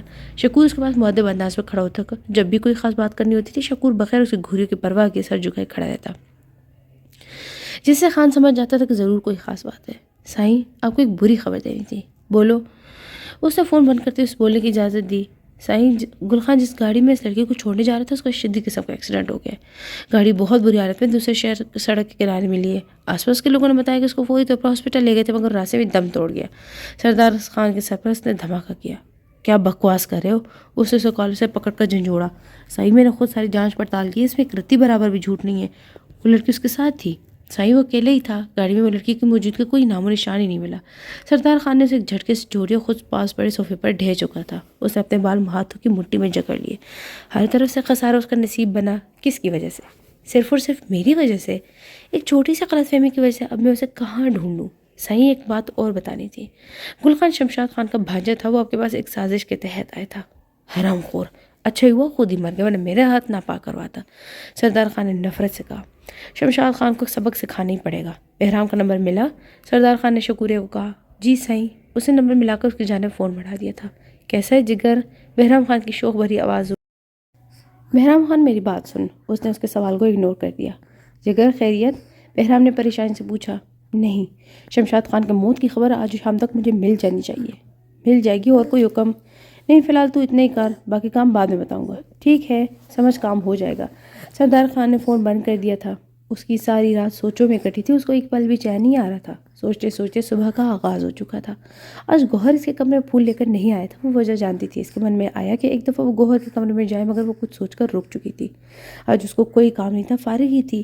سارا دن اپنے کمرے میں بکھلائی پھرتی رہی۔ اس کا گوہر سے کیا رشتہ تھا؟ کچھ بھی نہیں سوائے انسانیت کے۔ گوہر کو اپنا ننھا دوست سمجھتی تھی، مگر اب جب وہ اس کے ساتھ ہوتا تھا تو وہ خود کو محفوظ سمجھتی تھی۔ اسے ایک بھائی کی طرح ہی لگنے لگا تھا۔ وہ اس کے بارے میں فکر مند تھی۔ کیوں گوہر نے اتنا بڑا قدم اٹھا لیا؟ اسے ایسا نہیں کرنا چاہیے تھا۔ آپس سے بات کرنی پڑے گی، وہ اسے یہاں سے کہیں دور بھیج دیں، جہاں وہ سکون سے ایک نارمل انسان بن کر زندگی گزارے۔ یہاں پر یا تو وہ پاگل ہو جائے گا یا اس ماحول کو خود کو اذیت دینے کے لیے اپنا لے گا، اور میں اسے ایسا نہیں بننے دوں گی۔ وہ اس ماحول کا حصہ نہیں بنے گا۔ اس نے دل میں مصمم ارادہ کیا۔ وہ حسن آرا کے کمرے میں آ گئی۔ مجھے آپ سے ضروری بات کرنی تھی، صنم نے بگڑے تیوروں سے کہا۔ ناراض ہو؟ حسن آرا نے اس کے بگڑے تیور دے کر پوچھا۔ نہیں، بس آپ میری بات سن لیں، مہربانی ہوگی۔ کہو، حسن آرا نے جیولری کا باکس سنگھار میز پر رکھتے اس کی طرف متوجہ کر کہا۔ گوہر کو یہاں سے کہیں دور بھیج دیں، یہ ماحول اسے قابل نہیں ہے، وہ نہیں رہ سکتا یہاں۔ ماحول تو تمہارے قابل بھی نہیں ہے، تم بھی تو رہ رہی ہو نا؟ حسن آرا اس کے مد مقابل آ کر بولی۔ میری بات اور ہے، میرے پاس یہاں رہنے کے سوا کوئی اور چارہ نہیں ہے۔ وہ آپ کا بھانجا ہے، آپ خانہ سے بات کریں، اس کو کسی ہاسٹل میں ڈالیں، بس وہ یہاں سے دور چلا جائے۔ صنم کی آنکھوں میں نمی تھی۔ وہ نہیں مانے گا، اسے پڑھائی پتہ کیوں چھوڑی؟ اسے صنم کی طرف دیکھ کر کہا۔ لوگوں کی باتوں کی وجہ سے۔ تمہیں پتہ ہے بچپن میں وہ کہا کرتا تھا کہ اسے بہت بڑا ڈاکٹر بننا ہے۔ وہ پڑھنا چاہتا تھا، مگر اسے نہیں پڑھنے دیا گیا۔ لوگوں کی باتوں نے اس کو بہت دکھ دی ہیں، جس کی وجہ سے اس نے پڑھائی سے منہ موڑ لیا۔ اگر وہ اپنی پڑھائی نہ بھی چھوڑتا تو اسکول والے خود اسے اسکول سے کسی نہ کسی بہانے سے نکال دیتے تھے، کہ بچوں کے والدین ڈرتے تھے کہ کہیں یہ لڑکوں کے بچے کو ورغلا نہ دے، کہیں ان کے بچے اس کی طرح نہ ہو جائے۔ اس معزز سوسائٹی کے معزز بچوں کے معزز والدین اپنے بچوں کو ایسے سوسائٹی کا ایسے نہیں بنا سکتے، ایسے بچوں کو اپنے اسکول میں پڑھنے کی اجازت نہیں دے سکتے۔ حسن آرا نے ایک تلخ سانس لے کر خارج کیا تھا۔ خیر، تم کوشش کر کے دیکھو، شاید وہ تمہاری بات مان جائے، میں اس کے تمام اخراجات ادا کر دوں گی اگر مان گیا تو۔ اسے میری بات ماننی ہوگی، آپ فکر مت کریں۔ اب صنم نے نارمل لہجے میں بات کی۔ اس کا آپ پر غصہ ایک پل میں اتر چکا تھا۔ وہ شکستہ قدموں سے گھر میں داخل ہوا۔ اس کا ہر چیز سے دل و چاٹ ہو چکا تھا۔ وہ اپنے آپ سے بھی خفا تھا۔ 2 دن کے سلوٹ زدہ کپڑوں میں ملبوس، جس نے کبھی ایک سلوٹ بھی اپنے کپڑوں پر نہ پڑنے دی تھی، آج خوار ہو رہا تھا۔ اس کے بارے میں کیا جانتا تھا؟ کچھ بھی تو نہیں۔ پھر اس کے اندر یہ کیسی بے چینی تھی جو اسے ایک پل بھی چین نہیں لینے دے رہی تھی۔ اس کی سوچیں ٹوٹ پھوٹ کے شکار ہو رہی تھی۔ سکون پانے کے لیے وہ زہر اپنے اندر اٹھے لایا تھا۔ ڈرائنگ روم میں لڑکھڑاتے ہوئے قدموں سے داخل ہوا، گرتا پڑتا ارد گرد سے بے پرواہ صوفے کے قریب جانے لگا کہ راستے میں گرنے لگا، کہ اذلان نے آگے بڑھ کر اسے تھاما اور 3 سیٹر صوفے پر لٹا دیا۔ لالا، یہ کیا کرتے پھر رہے ہیں؟ وہ دلی میں اسے مخاطب ہوا۔ اذلان کو اس کو دیکھ کر زیادہ حیرت نہیں ہوئی تھی، مگر دکھ ضرور ہوا تھا۔ شکور، حاضر سائیں۔ تمہاری یہ ڈیوٹی تھی کہ تم نے ہر پل خان کے ساتھ رہنا ہے، تو تم ان کے ساتھ کیوں نہیں تھے؟ اذلان نے سخت لہجے میں پوچھا۔ سائیں، بہرام سائیں نے لے گئے تھے، سردار خان نے مجھے ساتھ لے جانے کے لیے خود سے ہی منع کیا تھا۔ ہم تو حکم کے غلام ہیں سائیں، وہ ہاتھ باندھے مؤدب انداز سے بول رہا تھا۔ خانہ خراب بہرام خان تیرا۔ اذلان اسے دل میں گالیاں دینے لگا تھا۔ چلو لالا کو اٹھاؤ، میرے ساتھ ان کے کمرے تک لے چلو۔ جی سائیں۔ شکور اور اذلان اس کے ارد گرد سے تھام کر اس کے روم میں لے آئے تھے۔ اذلان نے اس کو احتیاط سے بیڈ پر لٹایا، پھر شکور کی مدد سے اس کی واسکٹ اتاری، اس کے پاؤں کو جوتوں سے آزاد کی، اس پر کمبل اڑا کر لائٹ مدھم کر کے باہر نکل آیا۔ اسے بہرام خان کا نمبر ملایا۔ اس کا فون اٹھاتی اذلان اس پر برس پڑا۔ بہرام خان، میرے سامنے اب سوچ کر آنا ورنہ میں تمہیں شوٹ کر دوں گا، سمجھے؟ وہ گرج کر بولا۔ اپنی گھٹیا حرکتیں اپنے تک محدود رکھو، لالا کو ان کا عادی مت بناؤ، سمجھے؟ دوسری طرف خاموشی رہی۔ منہ سے کچھ پھوٹ کیوں نہیں رہے تم بولتے رہو، مجھے ایسا لگ رہا ہے جیسے میری مینا بات کر رہی ہو۔ بہرام نے شرارت سے کہا۔ گھٹیا انسان، بغیرت۔ کتنے شیریں الفاظ ہیں، کتنا سکون مل رہا ہے۔ بہرام نے ایک آہ بھر کر کہا۔ مرو تم گھٹیا انسان، اب میرے سامنے مت آنا ورنہ زندہ نہیں بچو گے۔ میرے لیے آپ کے ہاتھوں مرنا اعزاز کی بات ہوگی۔ پھر ایک تیر پھینکا گیا۔ تم! اذلان نے غصے سے بات ادھوری چھوڑ کر فون بند کر دیا۔ جانتا تھا کتنا ڈھیٹ ہے۔ دوپہر کے وقت وہ حسن آرا کو بتا کر گوہر کے کمرے کی طرف آ چکی تھی۔ اس کا کمرہ سب سے الگ تھلگ تھا۔ اس نے دروازے پر 2-3 دفعہ دستک دی، مگر کوئی جواب نہیں ملا۔ وہ کچھ سوچ کر خود ہی اندر آ گئی۔ گوہر نے دروازہ کھلنے کی آواز پر مڑ کر دیکھا تو وہاں صنم کھڑی تھی۔ وہ اس کے احترام میں کھڑا ہو گیا۔ اب اس کی طبیعت بہتر لگ رہی تھی۔ آپ کو کوئی کام تھا تو مجھے بلوا لیتی، مدھم آواز میں کہا گیا۔ نہیں کام مجھے تھا تو میں تمہیں کیوں بلواتی، مجھے ہی تمہارے پاس آنا چاہیے تھا۔ سنم جلدی ہوئی ٹیبل کے پاس آئی جہاں اس کی میٹرک کی کتابیں بکھری پڑی تھی، اسے کتاب سے گرد صاف کیا، اس کو اٹھا لیا، اس کو کھول کر دیکھنے لگی۔ تھوڑی دیر کے لیے خاموشی چھا گئی۔ سنم نے ہی اس خاموشی کو توڑا۔ گوہر اگر میں تم سے ایک بات کہوں تو تم مانو گے؟ بولے تو اس ماحول سے دور کیوں نہیں چلے جاتے؟ باہر کی دنیا مجھ جیسے کو بہت مشکل سے قبول کرتی ہے یا پھر قبول کرنے کو تیار ہی نہیں ہوتی۔ وہ قیب سے بولا، تم دنیا کو مت کچھ بتاؤ نا، اپنی شباہ سب سے چھپا لو۔ میں چاہتی ہوں تم ایک اچھے انسان بنو، پڑھے لکھے باشعور اور اچھے معاشرے کے اچھے فرد بنو۔ تم اپنی پڑھائی دوبارہ سے شروع کرو، میں تمہیں کامیاب انسان دیکھنا چاہتی ہوں۔ یہ ہر ایک تم کیا کرتے ہو؟ کچھ نہیں، بس اپنا مستقبل خراب کر رہے ہو۔ خانم کو تم سے کوئی غرض نہیں ہے، تم ان کے کسی کام کے نہیں ہو، تمہارے پاس یہاں سے جانے کے کئی راستے۔ تمہیں تو شکر کرنا چاہیے کہ تم یہاں رہو یا جاؤ، خانم تمہارے بارے میں پوچھے گی بھی نہیں۔ میں ایسے کہیں نہیں جانا چاہتا۔ کیوں؟ 5 سال گزارے ہیں آپ کے ساتھ، ایسے کیسے آپ کو یہاں اکیلے چھوڑ کر چلا جاؤں؟ میرے مقدر میں آپ یہیں رہنا لکھا ہے، اسے تم میری فکر مت کرو، تم بس اپنی پڑھائی دوبارہ سے شروع کرو، میں اکیلی کہاں ہوں؟ اسے نارا پر ہے نا میرے ساتھ۔ سنم نے کتاب دوبارہ میز پر رکھ کر کہا۔ گوہر نے اسے دیکھ کر نفی میں سر لایا۔ اگر تمہارے دل میں میرے تھوڑا سا بھی احترام ہے تو میری بات مان جاؤ، اگر نہیں تو ٹھیک ہے، میں بھی یہ سمجھ لوں گی کہ میرا کوئی دوست تھا ہی نہیں، میں کسی گوہر نامی لڑکیوں کو نہیں جانتی۔ سنم نے سینے پر ہاتھ باندھ کر اس کتاب دیکھ کر کہا۔ گوہر نے شکوہ بھری نظر سے اسے دیکھا۔ بتاؤ کیا کرنا چاہتے ہو، اپنی بات مانو گی یا میری؟ آپ یہ بات اچھے سے جانتی ہیں کہ یہاں پر احترام کے قابل صرف آپ اور آپ ہیں۔ میں نے ہمیشہ آپ کو ایک بہن کا ہی درجہ دیا ہے، ٹھیک ہے آپ کے کہنے پر پڑھائی دوبارہ سے شروع کر دوں گا، مگر آپ مجھے یہاں پر آنے سے نہیں روکیں گی، میری چھٹیاں بھی یہاں پر ہی گزریں گی۔ وہ کیسے گوارا کرتا ہے کہ اتنا خیال رکھنے والی بہنوں جیسی مخلص دوست اس سے ناراض ہو جائے؟ ٹھیک ہے، مگر تمہیں مجھے یہ وعدہ بھی کرنا ہوگا کہ تم لوگوں کی باتوں کی وجہ سے اپنی پڑھائی بیچ میں نہیں چھوڑو گے۔ سنم نے انگلی اٹھا کر وارن کیا۔ ٹھیک ہے نہیں چھوڑوں گا۔ گڈ۔ سنم نے پیار سے اس کے بال بکھیرے اور چل دی، مگر کچھ آنے پر واپس اس کی طرف رکی۔ ایک بات اور، کچھ بھی ہو جائے تم نے جو کل رات حرکت کی نا، بالکل بھی نہیں دہراؤ گے، اس گندی چیز کو کبھی بھی منہ نہیں لگاؤ گے۔ گوہر نے شرم سے سر جھکا لیا تھا، وہ بس غصے میں وہ پی لی تھی، اس پر اب بھی پچھتا رہا ہوں، آئندہ ایسا کچھ نہیں ہوگا۔ واقعی میں شرمندگی اس کے لہجے سے جھلک رہی تھی۔ وعدہ؟ سنم نے وعدہ لینے کے لیے ہاتھ آگے بڑھایا۔ پکا وعدہ۔ گوہر نے اس کے بڑے ہوئے ہاتھ کو تھامتے ہوئے وعدہ کیا تھا، خاموشی سے جاننے کے لیے مڑی۔ گوہر اسے جاتے ہوئے دیکھنے لگا۔ آپ کو کس بات سے منع کرنا میرے اختیار سے باہر ہے؟ کیوں کسی بھی بات کے لیے آپ کو منع نہیں کر سکتا؟ کیوں؟ اب مجھے اپنی سی محسوس ہوتی ہے۔ وہ خود سے ہی سوال کرنے لگا۔ اذان نے ایک مسکراہٹ کے ساتھ کھانے کی میز پر اسے پہلے سے موجود دیکھ کر اس کو سلام کیا، اٹھ کھڑا ہوا اسے بغل کی ہوا۔ لالا کیسے ہو؟ اذان نے دیکھا، رات والی اس واقعے کی کوئی بھی جھلک اس کے چہرے سے نظر نہیں آ رہی تھی۔ اذان نے بھی رات کے واسطے بھی بات کرنا مناسب نہ سمجھا، اس لیے چپ رہا۔ ٹھیک ہوں، تم کیسے ہو؟ گھر والے کیسے ہیں؟ سردار خان نے اسے خود سے علیحدہ کر کے کہا۔ اذان نے اسے سر سے لے کر پاؤں تک دیکھا۔ ہم میں ٹھیک ہوں، باقی سب بھی ٹھیک ہے، مگر بڑی امی کی طبیعت ٹھیک نہیں ہے۔ سردار خان اس کو ساتھ لے کر صوفے پر بیٹھ چکا تھا۔ کیا ہوا اماں کو؟ اس نے فکر مندی سے پوچھا۔ کچھ زیادہ نہیں، بس اپنے بیٹے کی جدائی میں پریشان ہے۔ میں تمہیں لینے آئی ہوں اور ہم آج ہی واپس جا رہے ہیں۔ میں نہیں آ سکتا، مجھے کچھ کام ہے یہاں، اس نے زہر لہجے میں کہا۔ لالا میں کچھ نہیں چاہتا، تمہیں میرے ساتھ چلنا ہوگا، میں نے بڑی اماں سے وعدہ کیا کہ تمہیں ساتھ دے کر آؤں گا۔ کہ تو یہ چاہتا کہ میں بڑی اماں کے سامنے جھوٹا پڑ جاؤں؟ اس نے ایک سانس میں اپنی بات مکمل کی۔ اصل میری بات کو سمجھ، میں نہیں آ سکتا وہاں۔ کیوں نہیں آ سکتے؟ کہ اپنی بہنوں کے لیے اپنی ماں کے لیے بھی نہیں آؤ گے؟ کس منہ سے آؤں؟ اس نے مجھے اس قابل چھوڑا ہے کہ کسی سے آنکھ ملا کر بات کر سکوں؟ اس نے اچھا نہیں کیا، جان سے مار دوں گا ان دونوں کو۔ پہلے وقت میں ٹھیک کرتی تھی کہ اپنی بیٹی کو زندہ درگور کر دیا جاتا تھا۔ اس کے لہجے سے نفرت ٹپک رہی تھی۔ سب کو ایک ہی ترازو مت تولو، کسی ایک کی سزا سب کو مت دو۔ علیزہ اور پریشا تو بہت معصوم ہے، امینی نے اگر یہ قدم اٹھایا تو کیوں اٹھائے؟ کبھی سوچا ہے تم نے؟ آغا جان اپنی عمر کے مرد سے، جس کی پہلی 3 بیوی ہیں، اس سے امینی کو بیاہ رہے تھے، تو تمہیں انہیں روکنا چاہیے تھا۔ تم نے اس کے لیے آواز نہیں اٹھائی، تم ان کے سگے بھائی تھے۔ اب جب اولاد سے ناجائز باتیں منوائے جائیں، ان کو کوئی اہمیت نہ جائے تو وہ باغی ہوں گی نا۔ امینی نے جو کچھ کیا غلط ہے، مگر جب اس بڈھے سردار اکرم خان کے بارے میں سوچتا ہوں نا، کہ اگر گھر میں تم نے انہیں بھائیوں والا پیار دیا ہوتا تو شاید وہ تم سے کچھ کہہ دیتی۔ وہ اپنی بات کسی سے بھی نہیں کر سکی۔ کیوں؟ نہ اپنی ماں کو بتایا، صرف اسی کہ حویلی والوں نے اور کفش پاہی تو سمجھا ہوا ہے۔ حویلی کی عورتوں سے ایک تو جانور اچھے ہیں جو اپنی مرضی سے سانسوں لے لیتے ہیں، اپنی مرضی سے چلتے پھرتے ہیں۔ کیوں ہم لوگ ان عورتوں کو بیڑیوں میں جکڑ کر خود کو طاقتور سمجھتے ہیں؟ کبھی جائیداد کے لیے ان کو گھر میں بٹھا دیا جاتا ہے، تو کبھی ان کی شادی اپنے باپ دادا کی عمر کے مرد سے کرا دی جاتی ہے۔ کیوں اتنا انصافی؟ تم تو آکسفورڈ سے پڑھ کر آئے ہو، مگر وہاں کی تعلیم تمہارا کچھ نہیں بگاڑ سکی۔ تم ویسے کہ ویسے ہی ہو، اپنے باپ دادا کی رسموں میں جکڑے ہوئے، اپنی بوسیدہ روایتوں کو آگے لے کر چلنے والے۔ میرا سارا بچپن فضول قوانین کو دیکھتے ہوئے گزرا۔ یہ قانون صرف عورتوں کے لیے کیوں بنائے جاتے ہیں؟ مردوں کے لیے ایسے قانون کیوں نہیں بنتے؟ اذان پھٹی تو پڑا تھا، اس لیے جذباتیوں کا اپنا سارا ذہن نکال دیا جو کتنے عرصے سے اس کے اندر بھرا ہوا تھا۔ تم ہم سے الگ تو نہیں، تم بھی رسومات کے جکڑے ہوئے ہو۔ سردار خان نے اس پر طنز کیا تھا۔ میں تمہاری روایات اور رسوموں کا جکڑا ہوا نہیں ہوں، نفرت کرتا ہوں سارے سسٹم سے۔ خان اگر تم چاہو تو ہم مل کر ان روایات کو توڑ سکتے ہیں، اس نے ایک امید سے کہا۔ ہاں کر سکتا ہوں، مگر میں ایسا نہیں کروں گا، بلکہ اب ان قوانین کو اور بھی سخت کرنے والا ہوں۔ تم ایسا کچھ نہیں کرو گے سردار خان، اس نے ایسا کرنے سے روکا۔ میں ایسے ہی کروں گا تاکہ کل کو کوئی اور امین باغی بن کر نہ کھڑی ہو جائے۔ تو اسے کس نے باغی بنایا؟ انہی رسموں نے نا؟ اذلان اب کی دفعہ چلا کر بولا، ورنہ اس کا وتیرہ نہ تھا اس طرح سے بات کرنے کا۔ کیا فائدہ؟ بات جہاں سے شروع ہوئی تھی وہیں آ رکی تھی۔ لگتا ہے ابھی رات کی چڑی اتری نہیں ہے، پھر بات کریں گے۔ اذلان نے اس کی سوچ کو نشانہ بناتے اس پر رات والی حرکت پر طنز کیا۔ میں اپنے روم میں جا رہا ہوں، یہ کہہ کر وہ اٹھ کھڑا اس کی طرف دیکھے بغیر چلا گیا۔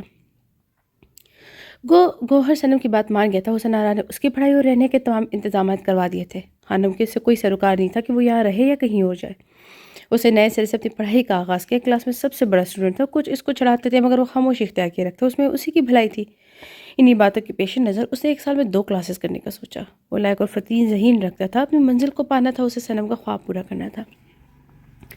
صنم کی باتوں سے ایک بات اس کے ذہن میں یہ بھی آئی تھی کہ اگر وہ اس لائق ہو جائے جب اپنے پیروں پر کھڑا ہو جائے تو کیوں نہ وہ صنم کو آپوں کے جہنم سے نکال لے۔ اپنی سوچ پر اسے خود ہی خوشی ہوئی تھی، انہیں اس جہنم سے نکالنے کے لیے اسے انتھک محنت کی ضرورت تھی۔ کلاس میں وہ کس سے بات نہیں کرتا تھا، نہ ہی اس نے کسی کو دوست بنایا تھا۔ وقت آہستہ آہستہ رفتار سے گزرنے لگا۔ گوہر صنم کی دل سے عزت کرتا تھا، اسے بہن کا درجہ دیتا تھا۔ صنم بھی گوہر کو ایک نئے دوست اور چھوٹے بھائی کے علاوہ کچھ نہیں سمجھتی تھی، مگر یہاں کی پس سوچ کی لڑکیاں گوہر اور صنم کو غلط حوالے سے دیکھتی تھیں۔ اذلان اسے گاؤں لانے میں کامیاب ہو چکا تھا۔ ابھی وہ اپنی ماں سے مل رہا تھا کہ بڑی ماں کب اسے گلے لگائے کھڑی تھی۔ ان کی ممتا کی پیاس ہی نہیں بجھ رہی تھی۔ علیزے، پریشے اور بسمہ اپنے کمر میں دبک گئی تھی۔ ایک دن بعد علیزے اور پریشے کے دن طے کیے جانے تھے۔ تیرے سینے میں دل کی جگہ کوئی سخت چیز ہے، تمہارا ہم سے ملنے کو دل نہیں کرتا، کیوں مجھے ستاتے ہو؟ وہ اس کے سینے سے لگی غصہ کر رہی تھی۔ سردار خان کے ایک بازو کے حلقے میں وہ سمائی ہوئی تھی۔ گلے شکوے بعد میں کر لیجیے گا آپا، مجھے بھی اپنے بیٹے سے ملنے دیں، چھوٹی اماں نے کہا۔ سردار خان نے دوسرا بازو ان کے لیے پھیلایا۔ وہ اپنی دونوں ماں کو بہت تابع فرما اور ان سے محبت کرنے والا تھا۔ اماں کیسی ہیں؟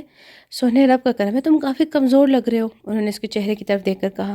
نہیں اماں، آپ نے مجھے کافی عرصے بعد دیکھا، اس لیے آپ کو ایسا لگ رہا ہے۔ وہ تینوں بڑے سے ہال میں آ چکے تھے، سب ملازم الرٹ ہو چکے تھے، میز انواع اقسام کے کھانوں سے سجایا جا رہا تھا۔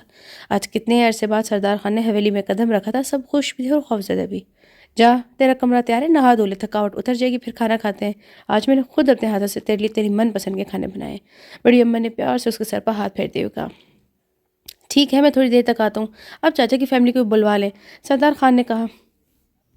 ہاں میں نے سندیسہ بھیجا ہے، وہ لوگ تھوڑی دیر تک آ جائیں گے۔ وہ کھڑا ہوا، اس نے پشت پر ہاتھ باندھے ایک شانے بے نیازی سے چلتے ہوئے اپنے حجرے کی طرف بڑھنے لگا۔ بسمہ اٹھ بھی جا، وہ لوگ آ چکے ہیں، تو ابھی تک تیار کیوں نہیں ہوئی؟ چھوٹی اماں نے اس کے کمرے میں آ کر پوچھا، وہ جو سر جھاڑ منہ پھاڑ پہاڑ بنی بیٹھی تھی۔ چھوٹی اماں، تیار ہو کر کیا کرنا ہے مجھے، ایسے ہی ٹھیک ہوں، اس نے بیزاری سے کہا۔ میں یہ سمجھوں کہ علیزہ اور پریشا کو تم ستیلی بہنی سمجھتے ہو، اس لیے ان کی خوشی میں شامل نہیں ہو رہی۔ آج ان دونوں کے دن طے ہونے اور سارا خاندان اکٹھا سب باتیں بنائیں گے، اماں نے ڈپٹ کر کہا۔ اماں کیسی باتیں کری آپ؟ میں نے بڑی اماں اور آپ نے کبھی فرق نہیں کیا، تو میں علیزہ اور پریشا کے بارے میں ایسا کیسے سوچ سکتی ہوں؟ چھوٹی اماں کی بات اس کو بہت ناگوار گزری تھی۔ آپ 10 منٹ مجھے دیں، میں ابھی تیار ہو کر آتی ہوں، اس نے منہ بنا کر کہا۔ چھوٹی اماں خوش ہو گئی، تو ان کا مقصد بھی یہی تھا کہ بسمہ بھی سب کے ساتھ شریک ہو۔ چھوٹی اماں چلی گئی تو بسمہ پوری تیاری کے ساتھ باہر نکلی۔ کوریڈور سے گزرتے ہوئے ہال میں جانے کے لیے مڑی کہ دوسری طرف سے مڑتے ہوئے اذلان سے ٹکرا گئی۔ اذلان کی نظر اس کی طرف اٹھی تو دنگ رہ گئی، یہ وہی تھی یا کوئی اور تھی؟ مناو سنگھار نے اسے بدل دیا تھا۔ اس کو ساکت کھڑے دیکھ کر بسمہ نے اس کو بدتمیزی سے دھکا دے کر سائڈ پر کیا، جس سے وہ ہوش میں آیا۔ اسے بسمہ کی حرکت پر بہت غصہ آیا۔ بسمہ سائڈ سے گزر کر جانے لگی کہ اذلان نے ہاتھ پکڑ کر اس کو روکا۔ یہ کیا طریقہ تھا؟ اس نے دھکا دینے کی طرف اشارہ کیا۔ اول تو ان کا سامنا کم ہی ہوا کرتا تھا، مگر اب جب ہوتا تو بسمہ حقارت سے اسے دیکھتی، اس کی طرف نظریں اذلان کو اپنی جانب متوجہ کر لیتی تھی۔ بسمہ اس سے دور بھاگتی، مگر اب وہ اس کی طرف نہ چاہتے ہوئے متوجہ ہونے لگا تھا۔ ہاتھ چھوڑو، بسمہ نے ہاتھ چھوڑواتے ہوئے کہا۔ میرے سوال کا جواب دیں، ضروری نہیں کہ ہر بار آپ کی غلطی کو اگنور کر جاؤں، اس نے بسمہ کی سابقہ اور اس بار کی غلطی کی طرف اشارہ کرتے ہوئے سنجیدگی سے کہا۔ کیوں میرے ساتھ بدتمیزی سے پیش آتی ہیں؟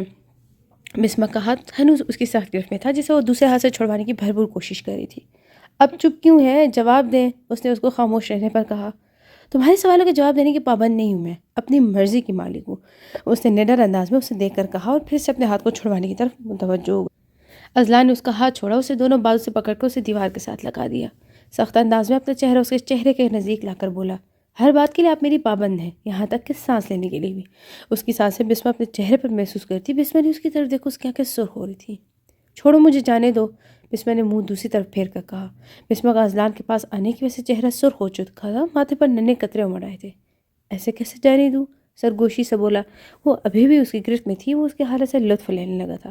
اس نے اپنا ہاتھ اس کے چہرے کی طرف بڑھا کر اسے چھوا۔ بسمہ کے گرد گھنٹیاں بجنے لگی۔ اگر آپ اپنے مرضی کے مالک ہیں تو ہم بھی مرضی کرنے میں آپ سے کم نہیں ہیں، اذلان نے بہکنے والے انداز میں اس کے گال کے ساتھ اپنا گال مس کرتے ہوئے کہا، مگر وہ سچ میں بہکنے لگا تھا۔ ہم بھی اپنی مرضی سے آپ کے ساتھ کچھ بھی کر سکتے ہیں۔ اذلان کے لب اس کے گال سے سرکتے اس کے گردن تک پہنچ چکے تھے۔ بسمہ کی حالت غیر ہونے لگی تھی، اس کی چادر سر سے سرک گئی۔ لالا، بسمہ نے جان بوجھ کر اونچی آواز میں کہا۔ اذلان لالا کے ناپوں سے چھوڑ کر اس سے دور کھڑا ہوا۔ اذلان کے چہرے کا رنگ متغیر ہوا، مگر جب اس نے اپنی دائیں جانب دیکھا تو وہاں کوئی بھی نہیں تھا۔ اس نے بسمہ کی طرف دیکھا جو اسے چکمہ دے کر اپنی چادر سنبھالتی ہوئی موقع سے فائدہ اٹھاتی ہوئی بھاگ گئی تھی۔ کوریڈور کے آخر پر کھڑے ہو کر اسے لمبا سانس لیا اور غرا کر بولی، اگر آئندہ ایسے کیا نا اذلان خان تو میں تمہارا منہ نوچ لوں گی۔ اسے پتہ تھا اذلان خان اب اس وقت نہیں پہنچ پائے گا، اس سے دور سے گولہ باری کرنے لگی۔ میں تو نزدیک ہی تھا، پھر نوچا کیوں نہیں؟ کیا میری قربت میں مدہوش ہو گئی تھی؟ اذلان نے اس کو مذاق اڑا کر کہا۔ لانا تو تم پر، میں تم پر تھوکنا بھی پسند نہیں کرتی۔ وہ نفرت سے بول کر چلی گئی تھی۔ اذلان نے غصے سے اپنے ہاتھ کی مٹھیاں بھینچ کر اس کی بات کو برداشت کیا، ورنہ اس کا دل کر رہا تھا کہ ابھی اس کو اس بات کا جواب دے۔ وقت بہت تیزی سے گزرنے لگا تھا۔ آج گوہر کو 1 سال ہونے کو آیا تھا۔ وہ ایک دفعہ بھی مجھ سے ملنے نہیں آیا۔ آپا آپ تو اسے مل آتی ہیں، مگر میں نے 1 سال سے اسے نہیں دیکھا۔ 5 سال اس کے ساتھ گزرے، وہاں جا کر مجھے کیسے بھول گئے؟ صنم نے حسن آرا سے گلہ کیا۔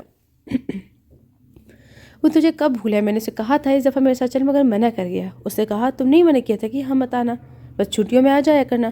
کہتا ہے اب چھٹیاں ہوں گی تو تب ہی آؤں گا۔ اس کے پیپرز بھی چل رہے ہوں، تمہیں پتہ ہے صنم 9ویں اور 10ویں کے اکٹھے پیپرز دے رہا ہے۔ بس مالک کرم کرے تو کچھ بن جائے۔ حسن آرا نے اس کے ہاتھ پر ہاتھ رکھ کر کہا۔ ضرور آپا، مجھے یقین ہے وہ کچھ نہ کچھ بن جائے گا، کچھ نہ بنا تو ایک اچھا انسان ضرور بنے گا، صنم نے ایک یقین سے کہا۔ لے میں چلتی ہوں، ابھی خانم کو بلاوا آ جانا ہے، تو دوا لے لینا یاد سے، اور ذرا ٹھنڈے پانی سے پرہیز ہی رکھنا کچھ دنوں۔ تیری آواز کو کچھ ہو گیا تو خانم نے میری درگت بنانی ہے، سنا؟ اچھا آپا، نہیں بیتی، صنم نے بھاری آواز میں جواب دیا۔ حسن آرا چلی گئی تو گوہر کے بارے میں سوچنے لگی۔ وہ بیڈ پر تکیہ ٹھیک کر کے نیند دراز ہو چکی تھی۔ جب صنم گوہر سے ملی تھی تو وہ اس وقت فقط 15 سال کا تھا، بیزاری چہرے پر سجائے، منہ پھلائے غصے سے بیٹھا بھرا تھا۔ صنم اس کا معصوم چہرہ یاد کر کے پھیکی ہنسی ہنسی۔ اسے یاد آیا جب گوہر نے اس کی مدد کی تھی تو وہ یونیفارم میں تھا، اور جس کا گریبان پھٹا ہوا اس کے چہرے پر تھپڑوں کے نشان سفید گال پر واضح نظر آئے تھے، ایسے جیسے اس معصوم کو بہت مارا گیا تھا۔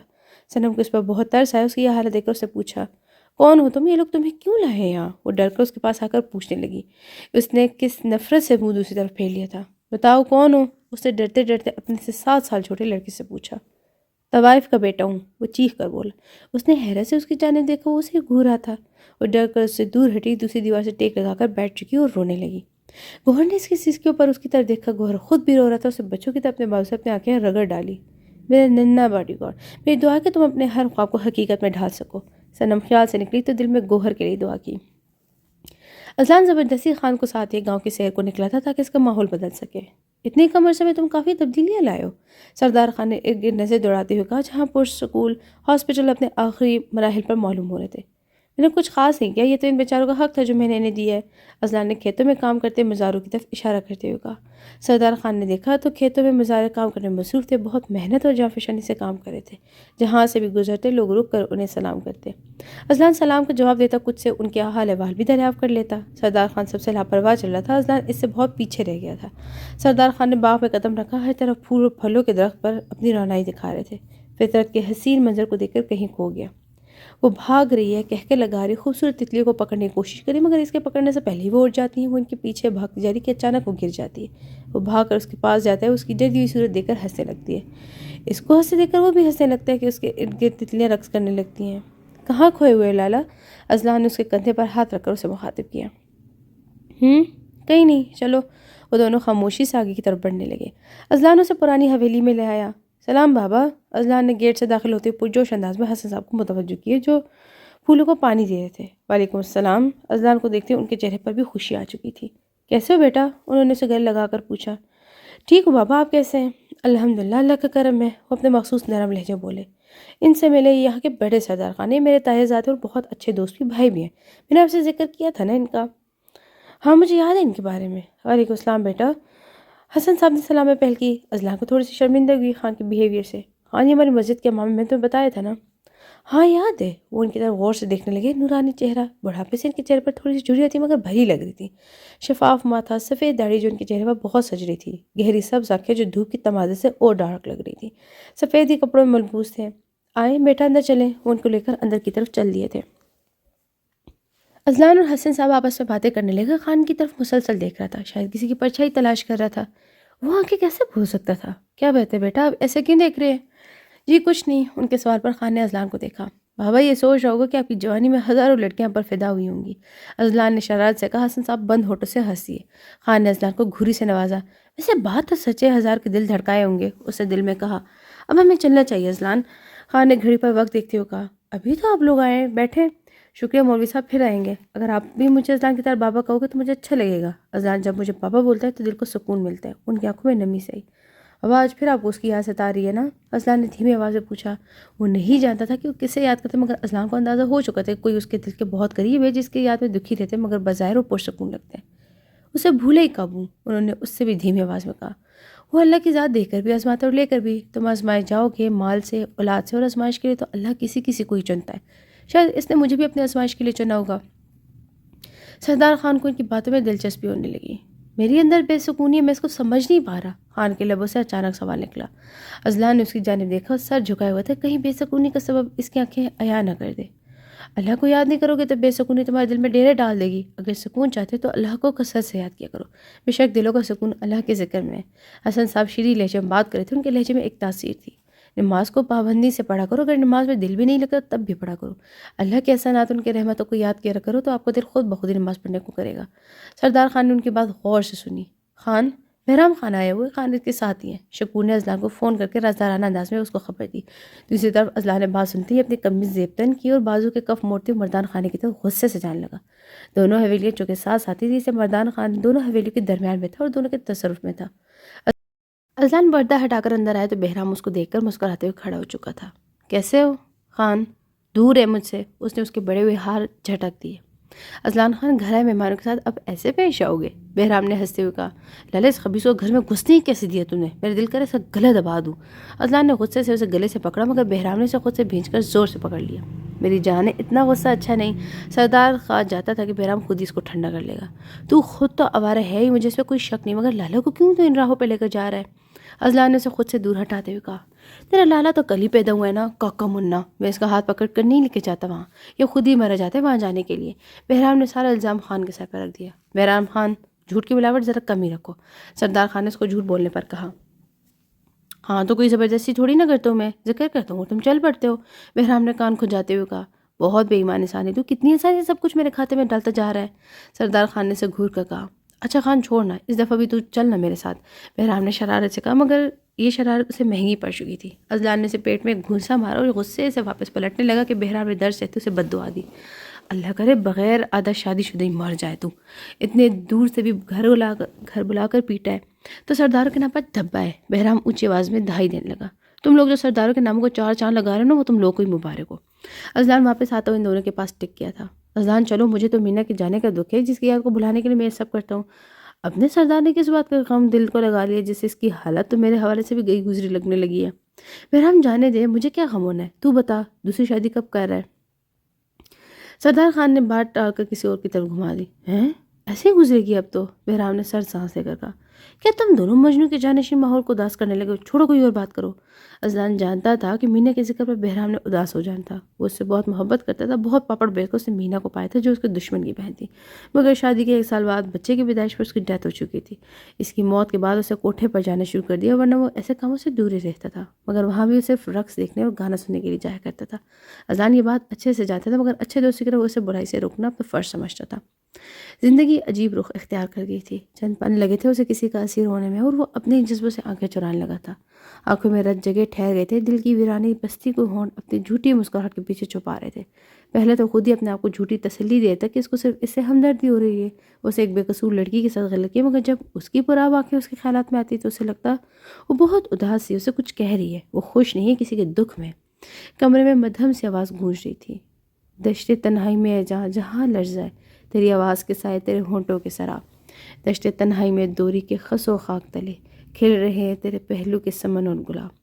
اٹھ رہی ہے تیری قربت سے تیری سانس کی آنچ، اپنی خوشبو میں سلگتی ہوئی مت. اچانک ساؤنڈ پلیئر بند ہو چکا تھا اور خان نے ساؤنڈ پلیئر کی طرف دیکھا جہاں اذلان سٹاپ بٹن پر ہاتھ رکھے کھڑا اسے گھور رہا تھا. اس نے ایک ناگوار سی نظر خان پر ڈالی، اپنا کام کرنے لگا۔ وہ اس روتی آواز کا گلا دبا چکا تھا۔ اس کے بعد اسے کھڑکیوں کے پردے ہٹا کر کھڑکیوں کے پٹ کھول دیے۔ اس نے ڈریسنگ سے روم اسپرے لیا اور فراغ دلی سے روم میں اسپرے کیا۔ سردار خان اس کی طرف گھور رہا تھا۔ اسے اس وقت اس کی دخل اندازی بہت ناگوار گزر رہی تھی۔ کیا تکلیف ہے؟ اسے نیند دراز ہوتے ہوئے پوچھا۔ تکلیف مجھے نہیں، تمہیں ہے۔ کس کے ہجر میں ڈوبا ہوا ہے، نہ اپنا ہوش نہ ارد گرد کے لوگوں کا۔ اس نے اسے آڑے ہاتھ لیا۔ کیا کیا میں نے؟ کچھ خاص نہیں۔ اس نے تن سے سگریٹوں کے ڈھیر کی طرف اشارہ کیا۔ مجھے لگتا ہے تو نے مجھ سے منہ موڑ لیا ہے۔ ہماری دوستی میں وہ بات منقود ہو چکی ہے جو پہلے تھی۔ اذلان اس کے سامنے پڑے صوفے پر ٹکتے ہوئے بولا۔ ایسی کوئی بات نہیں ہے، اس نے نظر چرا کر کہا۔ میری طرف دیکھ کر کہو، اذلان نے اس کے چہرے پر نظر جماتے ہوئے کہا۔ سردار خان چپ رہا۔ کہتا بھی تو کیا؟ خان بولو، کیا بات ہے؟ اس نے اسے بولنے پر اکسایا۔ اذلان صوفے سے اٹھ کر اس کے پاس بیڈ پر بیٹھ چکا تھا۔ میں اس کی وجہ سے بہت بے چین رہتا ہوں۔ لالا کون؟ کس کی بات کر رہے ہو؟ مجھے بتاؤ۔ مجھے لگ رہا تھا کہ تم کسی پریشانی میں مگر بتانا نہیں چاہتے۔ اب مجھے کچھ بھی مت چھپاؤ، بتاؤ کیا بات ہے؟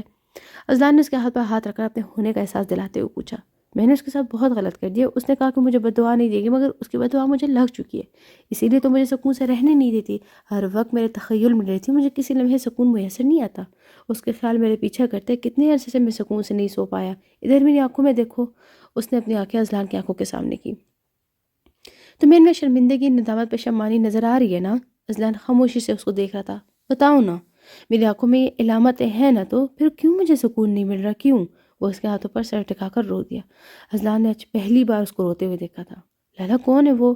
تم نے اس کے ساتھ کیا کیا ہے؟ اذلان کا دل ڈر رہا تھا، کچھ برا ہونے کا سگنل دے رہا تھا۔ بیرام خان نے اسے صحیح پکڑا تھا۔ اذلان نے دل میں سوچا، میں نے اس کے ساتھ بہت برا کیا، بہت برا۔ وہ بے گناہ تھی، میں نے ہزاروں گناہ کیے ہیں آج تک، ان پر پچھتاوا نہیں ہوا، مگر اس دفعہ جو گناہ مجھ سے وہ مجھے سکون نہیں لینے دے رہا۔ میں اس کے بارے میں کچھ بھی نہیں چاہتا، وہ میرے پیچھے نہیں چھوڑی۔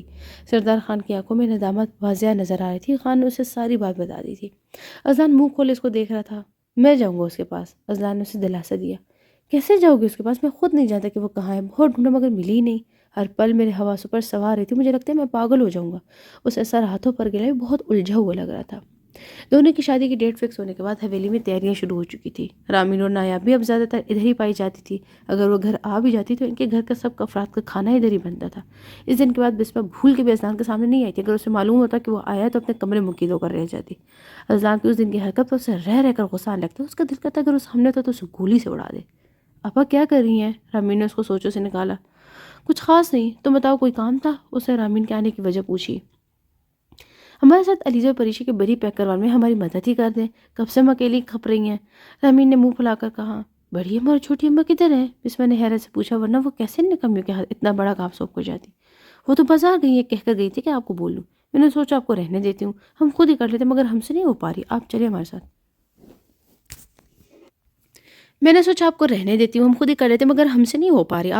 ساتھ۔ رامین نے بیڈ پر کوہنی کے بل لیٹے ہوئے کہا۔ اللہ، تو مجھے اب بتا رہی ہو؟ بسمہ جلدی سے بیڈ سے اتر کر سلیپرز پہننے لگی۔ تم لوگوں نے پتہ نہیں کپڑوں کے ساتھ کیا کیا ہوگا، تم لوگ کا احسان مجھ پر بھاری پڑنے والا ہے، نکمیوں۔ بسمہ جلدی سے ہال کی طرف بڑھی، رامین بھی اس کے پیچھے ہی آئی۔ بسمہ ہال میں داخل ہوئی کہ نایاب کے انسلے ریشمی کپڑے کی ساڑی کی طرح اپنے لپیٹے علیزہ و پریشا کو نازک پری بنی تماشے کر کے دکھا رہی تھی۔ نایاب، یہ کیا کر رہی ہو؟ بسمہ کیا کہ حیرت سے پھٹ گئی۔ یہ علیزے کے ساتھ کے سوٹ کے ساتھ کیا سن کر رہی ہو؟ اتارو اسے، بدتمیز ہو، یہ کیا کیا ہوا ہے؟ بسمہ نے سر کو تھامتے ہوئے صوفے کی طرف نظر دوڑائی جہاں سب کپڑے بکھرے پڑے تھے۔ کسی کی شلوار یہاں تھی تو کسی کا دوپٹہ وہ تیسرے صوفے پر پڑا تھا، سب سوٹ اوپر نیچے گرے تھے۔ اس نے غصے سے سب کی طرف نظر دوڑائی اور دھم سے پیچھے پڑے صوفے پر گر گئی۔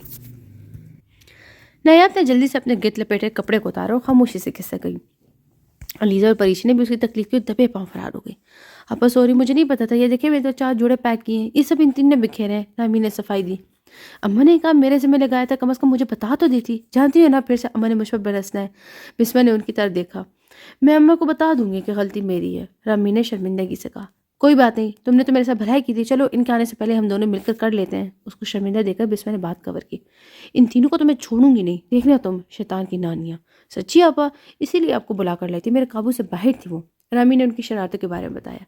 تم فکر مت کرو، ان کے آنے تک کچن کا کام وہی سنبھالے گی، ابھی ان کو کام لگا کر آتی ہوں۔ بسمہ مسکرا کر اٹھ چکی تھی۔ یہ صحیح آئیڈیا آپا۔ رامین بھی ان کی بات پر خوش ہوئی تھی۔ اب آئے گا مزہ۔ تصور میں نایاب کو لٹکا ہوا دیکھ کر خود ہی ہنسی تھی۔ علیزہ اور پریشا کی شادی بخیریت سے ہو چکی تھی، سردار خان بھی شامل تھا۔ بڑی اماں اور چھوٹی اماں کی خوشی سنبھالے نہیں سنبھل رہی تھی۔ دونوں کی شادیاں اچھے خاندان میں تھی، دونوں اذلان کو دعائیں دے رہی تھیں۔ بسمہ ان سے بڑی تھی، ابھی تک وہ ماں کے در پر تھی۔ علیزہ و پریشے کے سسرال میں ایک دو عورتوں کو بسمہ بہت پسند تھی، مگر جب انہیں پتہ چلا کہ سردار اذلان خان کی منقوہ ہے تو سب خاموش ہو جاتی۔ سردار خان واپس جانے کے تیار تھا۔ وہ چھوٹی حویلی اذلان لوگوں سے ملنے آیا تھا۔ وہ سب خوش گپیوں میں مصروف تھے۔ رامین اور نایاب دونوں اذلان سے ہنسی مذاق کر رہی تھی۔ دونوں حویلیاں ایک ہی طرز کے ساتھ ہی بنی ہوئی تھی۔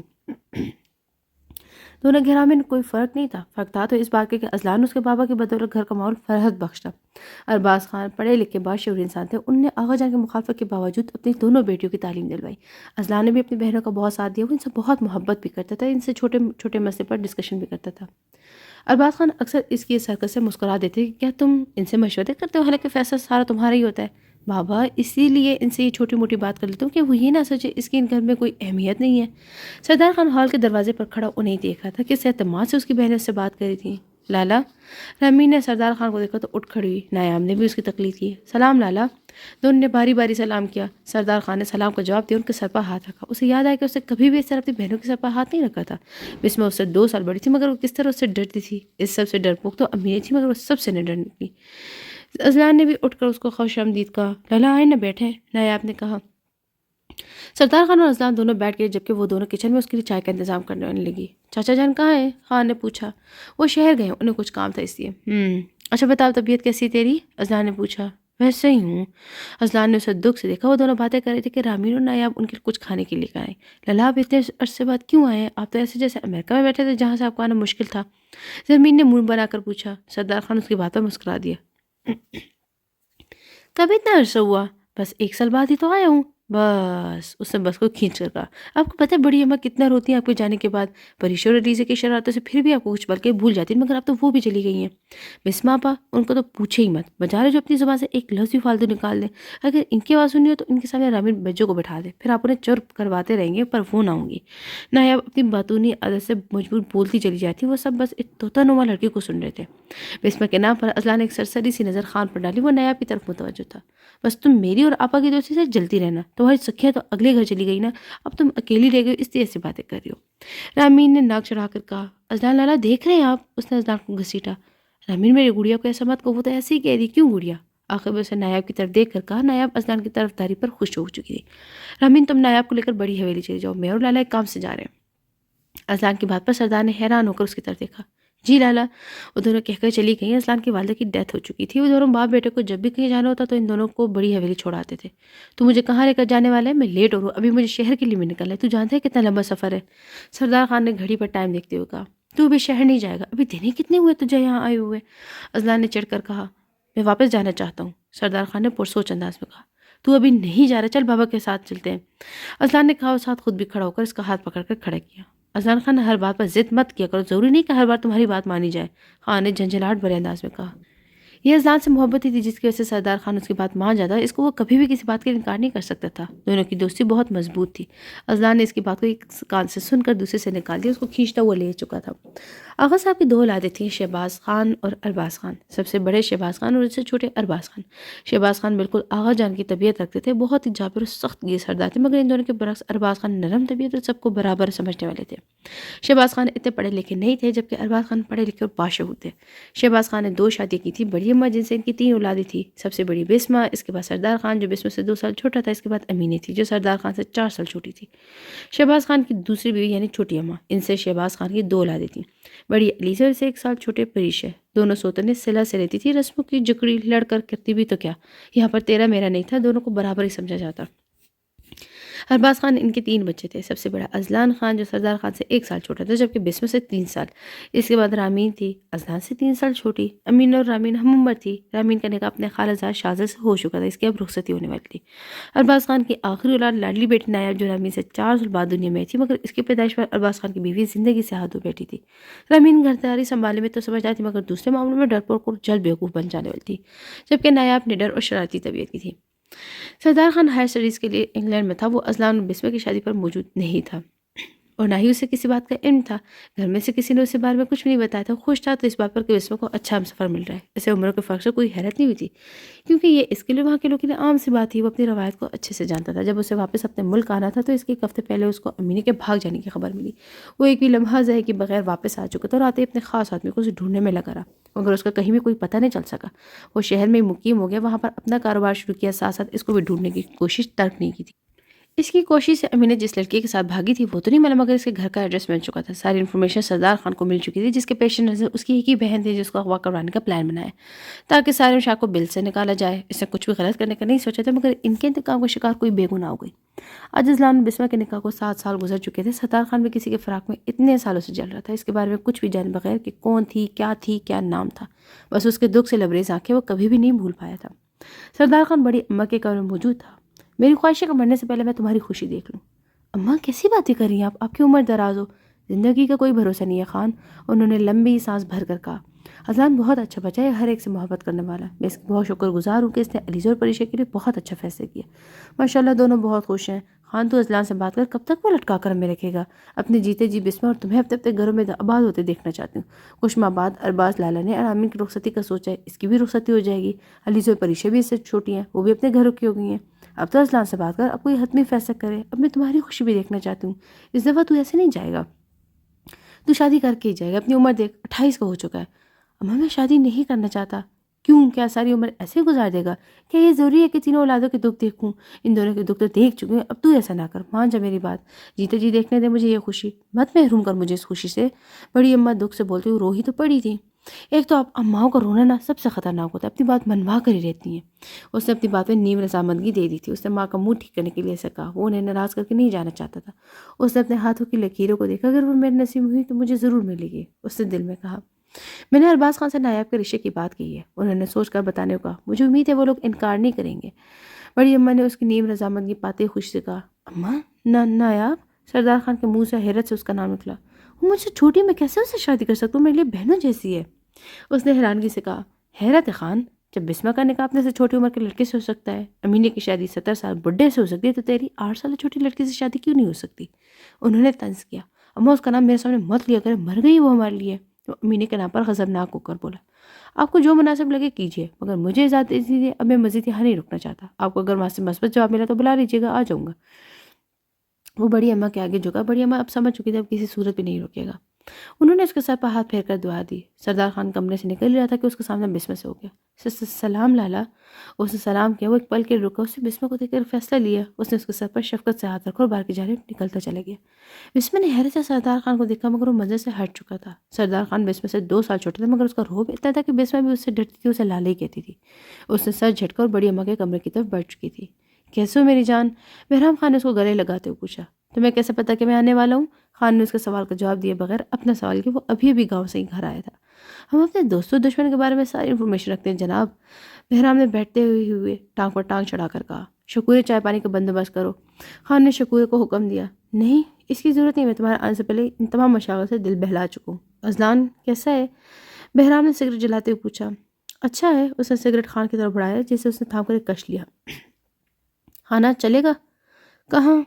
محفل رقص ہے سنیتا بھائی کے ہاں، کیا کمال کی رقاصت ہے، تو اس کے رقص دیکھے گا نا تو سارا جہان بھول جائے گا۔ بہرام نے مبالغہ آرائی سے کام لیتے ہوئے کہا۔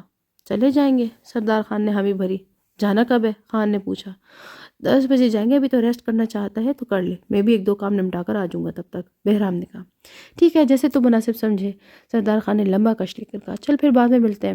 بہرام نے اس کا ہاتھ پر ہاتھ مار کر کہا اور چلا گیا۔ سردار خان بھی اپنے کمرے کی طرف بڑھ چکے تھے۔ صنم تیار ہو رہی تھی کہ اس کے کمرے کا دروازہ کھٹکا۔ گوہر دروازے کے کھٹکھٹانے کے اسٹائل سے پہچان گئی تھی کہ باہر کون ہوگا۔ اسے بھاگتے ہوئے دروازہ کھولا۔ سامنے کھڑے گوہر کو دیکھ کر ہنس پڑی۔ وہ سب سے سامنے دیکھ کر بہت خوش ہوئی تھی۔ میرے ننھے باڈی گارڈ، کیسے ہو؟ اس کے کندھے پر ہاتھ رکھتے اس نے پوچھا۔ ٹھیک ہوں، آپ کیسی ہیں؟ وہ اسے دیکھ کر نظر جھکا گیا تھا۔ میں بھی ٹھیک ہوں، بس تمہاری وجہ سے تھوڑی سی اداسی، تمہیں پتہ ہے میں نے تمہیں کتنا مس کیا۔ آؤ نا باہر۔ باہر کیوں کھڑے؟ صنم نے اسے راستہ دیتے ہوئے کہا۔ بیٹھو۔ پڑھائی کیسی جا رہی ہے؟ کسی نے تنگ تو نہیں کیا نا تمہیں؟ گوہر کو دیکھ کر صنم بہت خوش ہوئی تھی۔ میں نے کسی کو منہ ہی نہیں لگایا۔ اچھی بات ہے، تم بس اپنی پڑھائی پر توجہ دینا۔ صنم نے اپنے لیے منگوایا جوس اس کی طرف بڑھا دیا تو گوہر نے خاموشی سے پکڑ لیا۔ پیپرز کیسے ہوئے؟ ابا بتا رہی تھی کہ تم نے 9ویں اور 10ویں کے اکٹھے پیپرز دیے ہیں۔ کیسے ہوئے؟ اچھے ہوئے۔ اب مجھے چھٹیاں تھیں تو اسی لیے واپس آ گیا۔ اب تم ان چھٹیوں کو ضائع مت کرنا، کوئی نہ کوئی کورس کر لو جو تمہاری پڑھائی میں مددگار ثابت ہو۔ مطلب آپ مجھے یہاں برداشت نہیں کر سکتی؟ گوہر نے منہ بنا کر کہا۔ ایسی بات نہیں ہے گوہر، میں تمہارے بھلے کے لیے کہہ رہی ہوں۔ ٹھیک ہے، کر لوں گا، مگر کچھ نہیں تو یہاں رہنے کی اجازت دے دیں، گوہر نے ان کی طرف دیکھ کر دھیمی آواز میں کہا۔ اگر تمہیں یہاں رکنے سے کوئی مسئلہ نہیں ہے تو رک جاؤ۔ صنم نے بھی یہی مناسب سمجھا کہ کچھ اس کی بات مانے کہ کچھ اپنی منوائے۔ اگر اپنی منواتی گئی تو ایسا نہ ہو کہ گوہر کو مجھ سے چڑھ ہو جائے۔ آپ کو پتہ ہے میں نے بہت محنت کی اور میں چاہتا ہوں کہ میں جلد از جلد اپنی منزل کو پالوں۔ لڑکے اتنی تیزی مت دکھاؤ، اچھی بات ہے تم اپنی منزل کو پالو مگر آہستہ آہستہ چلو، اتنی کیا جلدی ہے؟ صنم نے اسے سمجھانے والے انداز میں کہا۔ آپ نہیں جانتی کہ مجھے کیا جلدی ہے، آپ لوگوں کو اس ماحول سے نکالنا چاہتا ہوں۔ گوہر اسے دیکھ کر دل میں سوچا۔ کیا سوچ رہے ہو؟ اپنی طرف دیکھتے پا کر صنم نے اسے پوچھا۔ کچھ خاص نہیں، بس یہ سوچ رہا ہوں کہ بس آپ سے کتنے مہینے دور رہوں گا، اس ہفتے کو مجھے واپس جانا ہے اور آپ اگلے سال ہی واپس آؤں گا۔ اس نے اداس لہجے میں کہا۔ کوئی بات نہیں، تم عادی ہو جاؤ گے اکیلے رہنے کے، اداس مت ہو، دیکھو ہمیں تمہیں یاد کرتے ہیں، اب اس کا یہ مطلب تو نہیں ہے نا کہ تمہارے غم میں سب کام دھندے چھوڑ کر بیٹھ جائیں۔ یہ تو زمانے کا چلن ہے کہ کچھ پانے کے لیے دکھ تکلیفیں اٹھانی پڑتی ہیں، سمجھ رہے ہو نا میری بات؟ اس نے اس بات میں سر ہلایا۔ اب منہ ٹھیک اور ابھی ایک ہفتہ پڑا ہے، جو دن تمہارے پاس ہے نا اس کا ہنسی خوشی گزارو یہاں۔ صنم نے تبسم سے کہا۔ جی؟ گوہر بس اتنا ہی بول سکا۔ آج پھر وہ نشے سے دھت گھر آیا تھا، دل کے بہلانے کے لیے یہ مشغلہ سب سے کرامت لگا تھا، وہ اسی راہ پر چلنے لگا۔ شکور نے اپنے سردار خان کو اس حالت میں دیکھا تو اسے فون کر کے اذلان کو بتا دیا۔ تم روک نہیں سکتے تھے اسے؟ صحیح میں تو نوکر ہوں، میری اتنی مچال کام۔ اذلان کو بھی جب احساس ہوا تو پچھتایا کہ کیوں ناحق اس پر غصہ ہو رہا ہے۔ اچھا ٹھیک ہے، مگر اب مجھے بتانے کا کیا فائدہ، جو ہونا تھا وہ ہو چکا، وہ کمینہ اب جب بھی وہاں آئے نا تو مجھے اسی وقت بتا دینا۔ جی صحیح بتا دوں، مگر شکور نے ڈرتے ڈرتے کہا۔ سردار خان کو پتہ نہ چلے کہ میں آپ کو ان کے بارے میں ساری باتیں بتاتا ہوں۔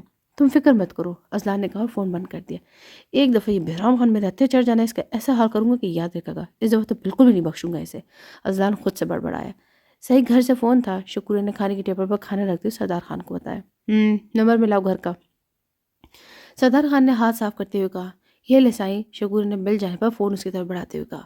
سلام اماں۔ وعلیکم السلام، کیسے ہے میرا خان؟ ٹھیک ہوں اماں، آپ کیسی ہیں؟ ٹھیک ہوں، تم آج ہی گاؤں آؤ۔ اماں نے جھٹ سے مدہ بیان کیا۔ خیریت اماں؟ ایک ہفتہ ہی تو ہے مجھے آئے ہوئے۔ ہاں خیریت ہی ہے، تم آؤ گے تو بتاؤں گی۔ اچھا دیکھتے ہوں کیا کرنا ہے، اسے بے ظاہریت سے کہا۔ دیکھتا نہیں ہوں، بس آؤ۔ اچھا آ جاؤں گا بس، ٹھیک ہے، خدا پامان۔ اماں آپ نے بلوایا؟ صنم اس کے کمرے میں داخل ہوتے ہوئے بولی۔ میں ذرا گوہر کے پاس جا رہی ہوں، بہت بیمار ہے، اس کے ہاسٹل سے فون آیا تھا۔ زیادہ بیمار ہے؟ صنم اس کے پاس آ کر فکر مندی سے پوچھنے لگی۔ ہاں شاید اب جاؤں گی تو ہی صحیح پتہ چل سکے گا، حسن آرا نے برقعے میں خود کو ڈھانپتے ہوئے کہا۔ تم بس خانم کے پاس چلی جانا، باقی کام بھی دیکھ لینا، اور چندہ لوگ کو دیکھ لینا کب تک آتی ہیں، نہ ہی تو خانم کو بتا دینا، باقی جو بھی کہیں جائے خانم سے پوچھ کر بھیجنا۔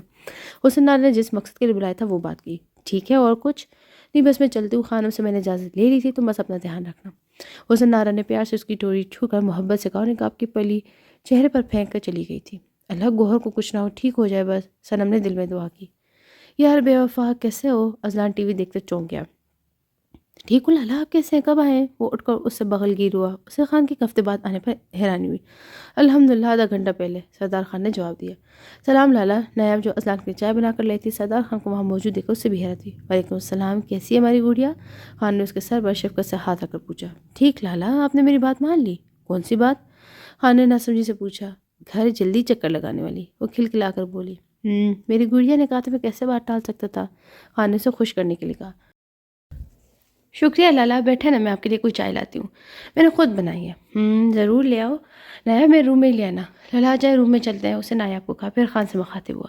وہ خان کو لیے اپنے روم میں آ گیا، وہ دونوں ادھر ادھر کی باتیں کرنے لگے، اتنی دیر میں نایاب انہیں چائے دے کر جا چکی تھی۔ اذلان مجھے تجھ سے ضروری بات کرنی ہے، خان نے پرسوچ انداز میں کہا تھا۔ ہاں لالا بولو، اسے چائے کا کپ ٹیبل پر رکھتے ہوئے کہا۔ ایک منٹ لالا، ہماری دوستی میں کبھی گھریلو معاملات نہیں آنے چاہیے، اگر تم مجھے نایاب کی وجہ سے کوئی بات کرنے آئے تو میں یہی کہوں گا، مجھے نہ تو کل اپنی حویلی کی روایت پسند تھی اور نہ آج ہے۔ میں اپنی بہنوں کو ان کی بھیڑ نہیں چڑھنے دے سکتا، صرف اسی کے گھر کی دولت گھر میں رہ جائے، یا اس کا ہم عمر رشتہ اب خاندان میں نہیں تو اس کی شادی کسی سے بھی کر دی جائے۔ میں جانتا ہوں لالا کہ تمہیں میری باتوں سے غصہ آ رہا ہوگا، مگر میں مجبور ہوں، میں اپنی بہنوں کو سسکتی ہوئی زندگی نہیں دینا چاہتا، انہیں خوش دیکھنا چاہتا ہوں، انہیں اس بات پر فخر ہو کہ میری یعنی سردار اذلان خان کی بہن ہے۔ اذلان نے فخر سے کہا۔ سردار خان کو بھی ہمیشہ کی طرح اذلان اپنی دوستی پر فخر ہوا۔ نہیں اذلان، تم لوگوں نے انکار کیا، اس بات سے مجھے کوئی دکھ نہیں ہوا، مجھے خوشی ہوئی ہے۔ خان نے ہنس کر کہا۔ اس خوشی کی وجہ وہی ہے؟ اذلان نے ایک آئبروز کہا کر پوچھا۔ وہی ہے، خیر میں یہ بات کرنے آیا تھا کہ تم نے کیا سوچا اپنے بارے میں؟ کیا مطلب؟ اذلان نے ناسمجھی سے پوچھا۔ مطلب کب تک تم بسمہ کو لٹکا کر رکھو گے؟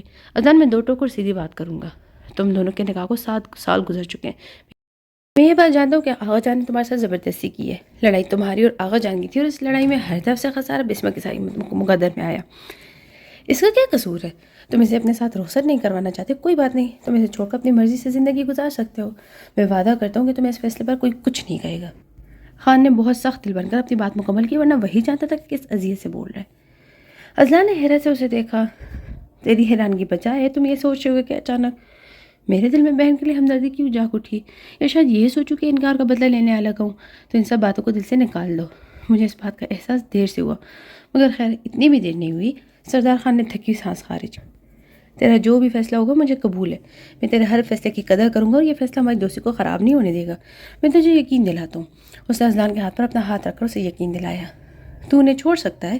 آغا جان نے جو وصیت کی تھی اس کے بارے میں مجھے تو پریشان نہیں ہونا چاہیے. تم صحیح کہتے ہو، اپنی زندگی اپنی مرضی سے گزارو، خود خوش رہو، دوسروں کو بھی خوش رہنے دو. تم نے میرے لیے اتنا کچھ کیا، میں تمہارے لیے اتنا تو کر ہی سکتا ہوں نا. میں بھی یہاں ہی ہوں، 1-2 دن تک سوچ کر بتا دینا. بظاہر تو وہ دل کڑھا کر بول رہا تھا، مگر یہ اس کا دل ہی جانتا تھا کہ وہ کیسے یہ سب کچھ بول رہا ہے. میں چلتا ہوں، تم اچھے سے سوچ کر جواب دینا مجھے، جو فیصلہ تمہیں بہتر لگے وہی کرنا. سردار خان نے اس کو کہا اور چلا گیا. ازلان نے بھی اسے نہیں روکا تھا. ازلان سوچ میں ڈوب چکا تھا. یہ وہی تھی جسے اس نے کبھی بھول کر بھی اپنے خیال میں آنے نہیں دیا تھا. میں انصاف کا کتنا پرچار کرتا ہوں، لیکن اپنے سب سے قریبی رشتے کے ساتھ میں کیا کر رہا ہوں؟ کسی اور کے کیے کی سزا میں اس کو کیوں دے رہا ہوں؟ اسی کے آغا جانے سے میرے لیے منتخب کیا. یہ اس روایت کی وجہ سے ہمیں ایک بے جوڑ بندھن میں باندھا گیا، میری مرضی کے خلاف میری زندگی کا حصہ بنا دی گئی. اسے کس بات کی سزا دے رہا ہوں میں؟ اسے ان سوالوں میں سے کسی کا بھی جواب نہیں مل رہا تھا. تو فہم مجھ پر. وہ بڑبڑا کر خود سے بولا. اس نے سر صوفے کی پشت پر گرا دیا. میں کیا چاہتا ہوں؟ ازلان نے خود سے سوال کیا. شاید میں اس کی طرف مائل ہونے لگا ہوں، اسی لیے اس دن اس کے ساتھ کیا کر دیا تھا. حالانکہ میں نے کبھی خواب میں بھی ایسا نہیں سوچا تھا. ازلان اس دن کے بارے میں سوچ کر مسکرا دیا تھا.